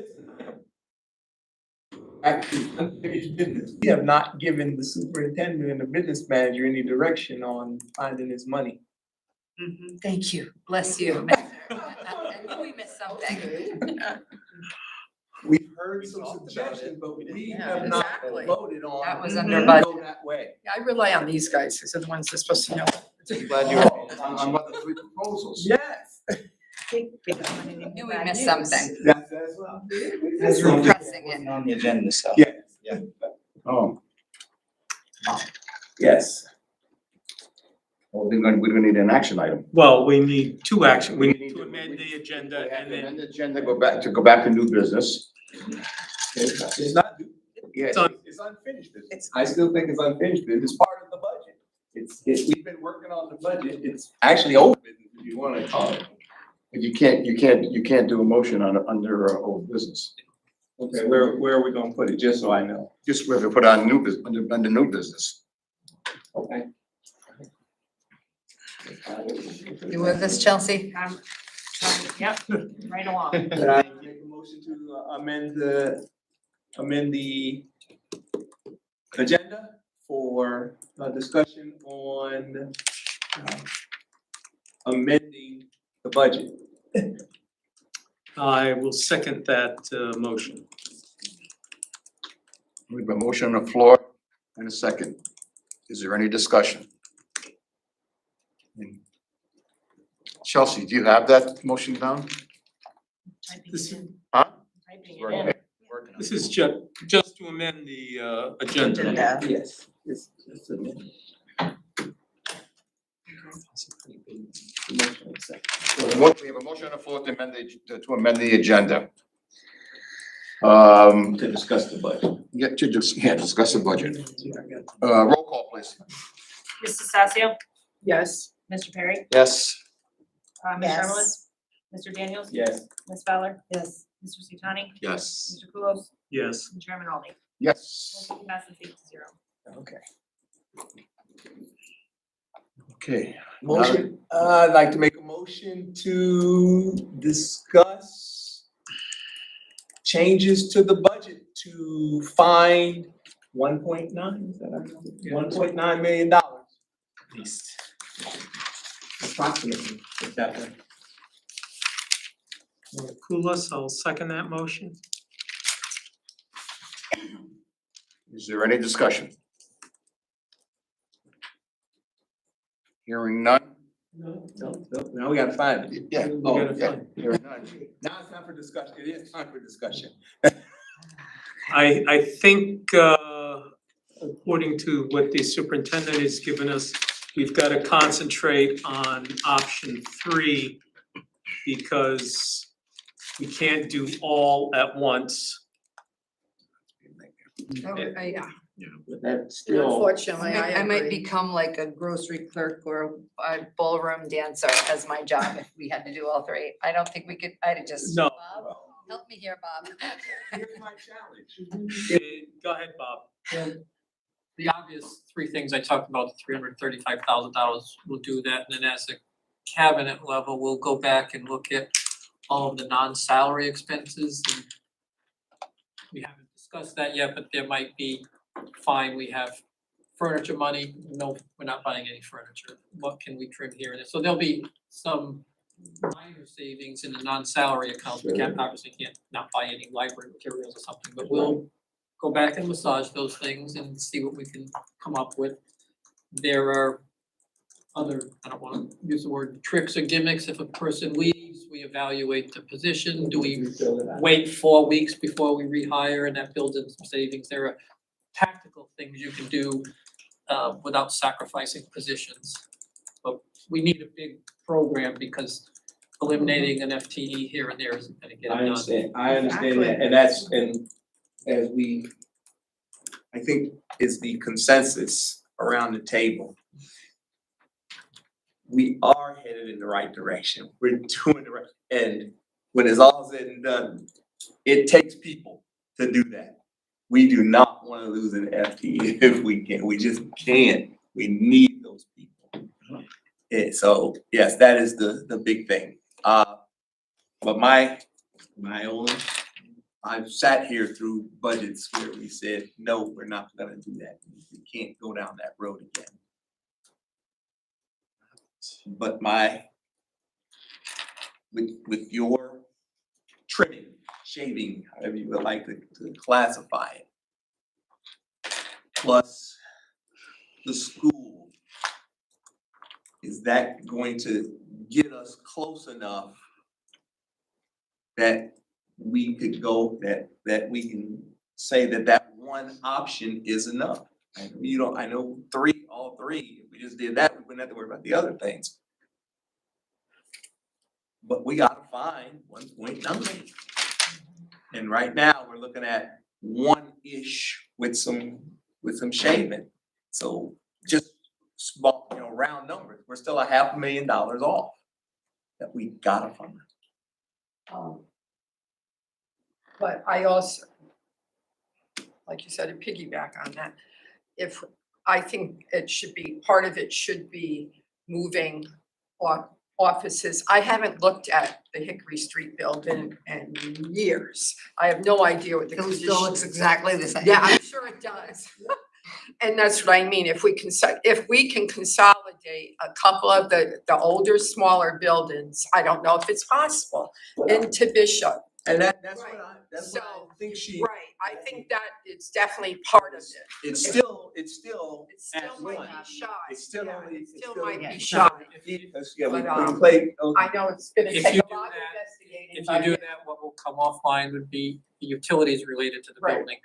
The custodial care of the outside of the building might get central Yeah. office trimming the hedges overall and cutting maintenance. cleaning. I have seen your work. Yeah, that's. This is what this is why it doesn't need to be a long discussion. I've seen your work. I know what you can do. Is that one proposal? I need you to tell me if we sign on that one proposal, is that gonna get you close enough that you can make the rest of the year work? Can't tell you tonight. Right, we need that information. Then this probably is something that then looks like we're gonna have to have another meeting. Yeah. I think Oh, so, absolutely. I think so. We're gonna have to have before. If you tell, Before the September. Oh, okay, all right. if you tell 150 kids that they're not gonna have preschool. I would say, Al, We can start with that one part, but we're gonna have to have another meeting. it may not be 3 or 4 or 5 months before all the intricacies of the state budget have been gone through every line item and see, exactly what's coming to us. I think that's, What may be additional costs and if we and get unfunded some, mandates. and if we get some back, that's fine, but we can't leave here tonight without telling them something to get, like you said. At least we gotta start on saying there's not gonna be any pre-K. Or Except there's not gonna. special education. Yes. Whatever is going on, whatever we're doing, we've gotta say that, we gotta take that big chunk tonight. And if it's also part of it is that we gotta have another meeting in a couple of weeks. Yeah. To give them time to catch their breath, that's fine, but we gotta, when we're talking about where our students are gonna be, we have to say something tonight. That's what I'm saying. The third scenario had the biggest question mark though, and with the school readiness grant, that could be either a very big chunk of money that we might be losing or not. So I think investigation into that has to happen before we know if it's really a viable or good idea. Solution, yeah. Kristen and Tamara might agree that's not a one-day endeavor because. Right, yeah, absolutely. No, it's not at all. Parties, and we have what I would call unknowns in the budget that always impact us. The biggest Sure. one obviously is special ed. 2 years ago, these ed expenses went, say, the correct way from a budget standpoint, and they were less. We won't know those things until September rolls around. We have a new way of billing transportation. We have some savings built in. Will they materialize? Will they be greater or not what we thought? Okay. We might come up with we'll come up with a number based on, say, if the pre-K thing Unless- moves forward, and if we're within $500,000 or $600,000, then you make a subjective decision. You always could fall back on the non-lapsing if it's an emergency. We could find out some other piece of maybe we don't have a lot of exposure on the 22-year-olds. There's a lot of work that needs to be done. So I guess the question is then, this is another one that looks like it needs to go on the table. How much time do you need? So we need one direction tonight, no Yes. matter what, because parents need to know I have to start working with bargaining units and they're all gonna go. Which one right now looks like it's gonna save us the biggest chunk? number 3. Number 3. Then to me, that's the direction we have to go down. Because We that's, call their alderman. that's not a, the services that we offer are above and beyond what's required by state and federal law. And we don't know that we would lose the grant funds. There's certainly, once we remove some components of it, then we will. We don't know if the entire grant would be lost to us. That's the part that needs investigation. So if the grant was lost to us, we would still do it, but then we would maybe need to come back and do more. Okay. I think that's that's what's before you. I haven't seen many districts successfully close a school in 2 months. It takes a long time. That's impossible. And so that would be my suggestion. If you agree, then we would get started with option number 3, inform the parents that if their children are not supported by an individualized educational plan, this will not be a place that they will be able to receive preschool in the fall. There will be some community slots. They have not been determined yet how many, because we need to make certain that we have slots for our students with disabilities first.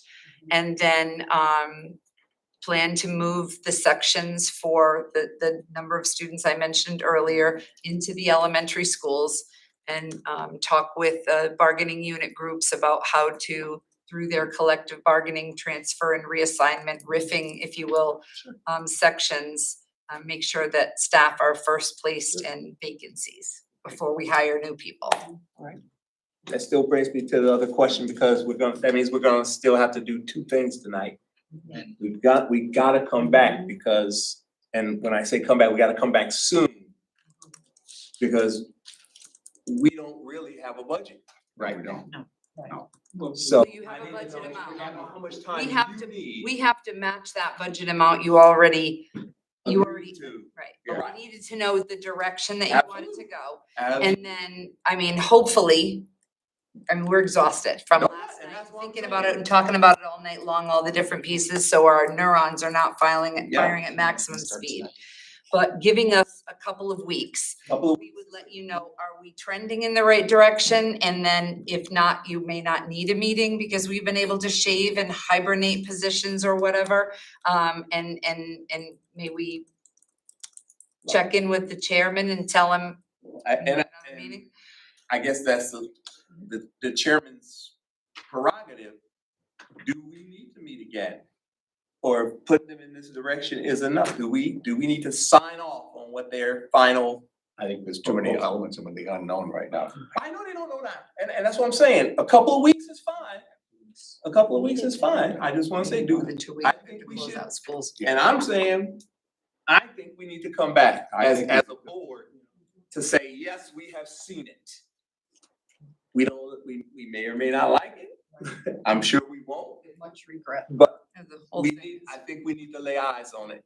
Yep. Whatever the final thing is. And make sure, and I hate saying it this way, but to make sure it really does reflect what we wanna see. So where are we talking? 2? So I'm saying 2 weeks puts us either 27th. July 4th. I would say the following week, because what That's I'm July hearing is 4th, 2 weeks unless may we not do be. A few days after. Well, It's July It's 4th. July. all right, let me throw something out there too. Mhm. We may come to a resolution with the administrative assistants.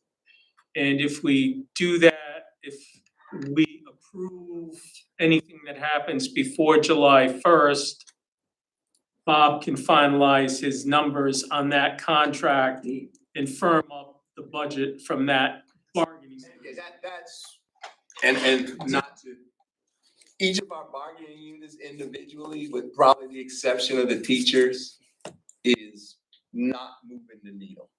So I appreciate that, but that's, yes, that just makes it look tidy, but these big things are what we really need to.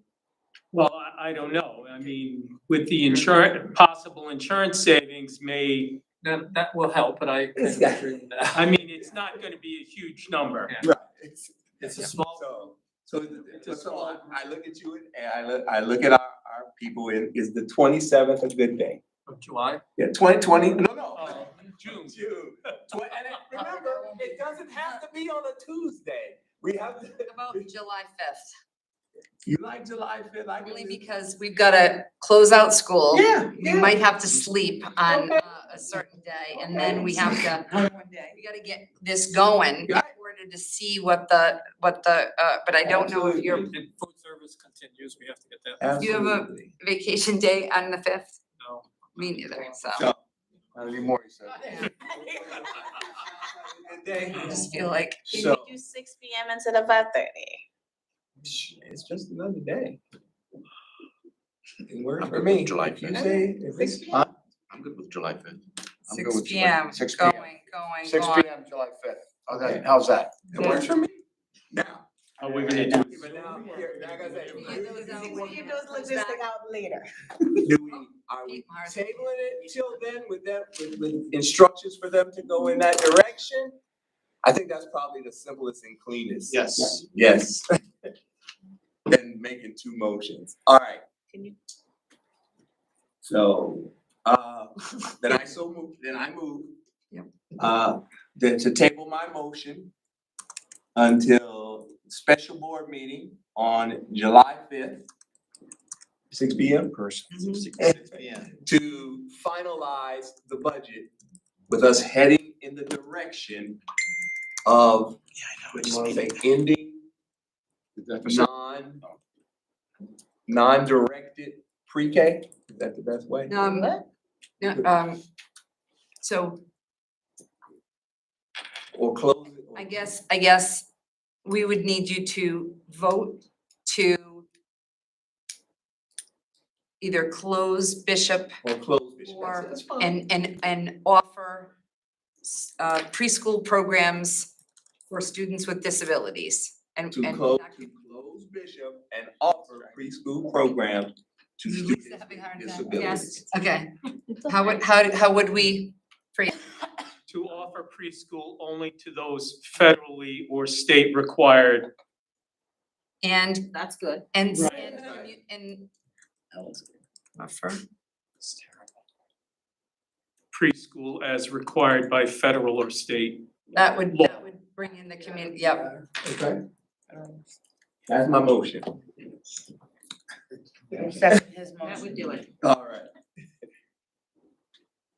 Read that back. Because I don't know exactly what close those Bishop. numbers are or. Yes. And offer preschool as required by state and or federal law. Yes. I second that. There's a motion on the floor and there's a second. Any further discussion? Roll call, please. Mrs. D'Antonio, Yes. Mr. Perry, Yes. Ms. Sharmalus, Yes. Mr. Daniels, Yes. Ms. Fowler, Yes. Mr. Satani, Yes. Mr. Bulos, Yes. and Chairman Aldi. Yes. Motion passes 8-0. All right, learn. Oh. Sorry that I didn't get it into you guys on time. I had some stuff going on. Thank you. So, did it it's the wrong one, way. it's one page, not a whole bunch. In fact, it's not gonna take long to get your copy. The big thing is the last line. I've been voted in again as the vice chair of learning. Congratulations. Thank you. The project at Ocean Avenue is still on track there. I think they're gonna make it by August. And you've already heard what the budget is and isn't doing. So there's nothing else for me to talk. And we can transfer students there, which will save us 2.2 million, correct? All right, board report. Mark. Yeah, I just had a brief report, which is in your board docs on the foundation. We're just continuing to offer grants to teachers, and we going to be offering a grant round this fall for special projects. That'll be announced later in the year. We're always looking for volunteers or donations. All right.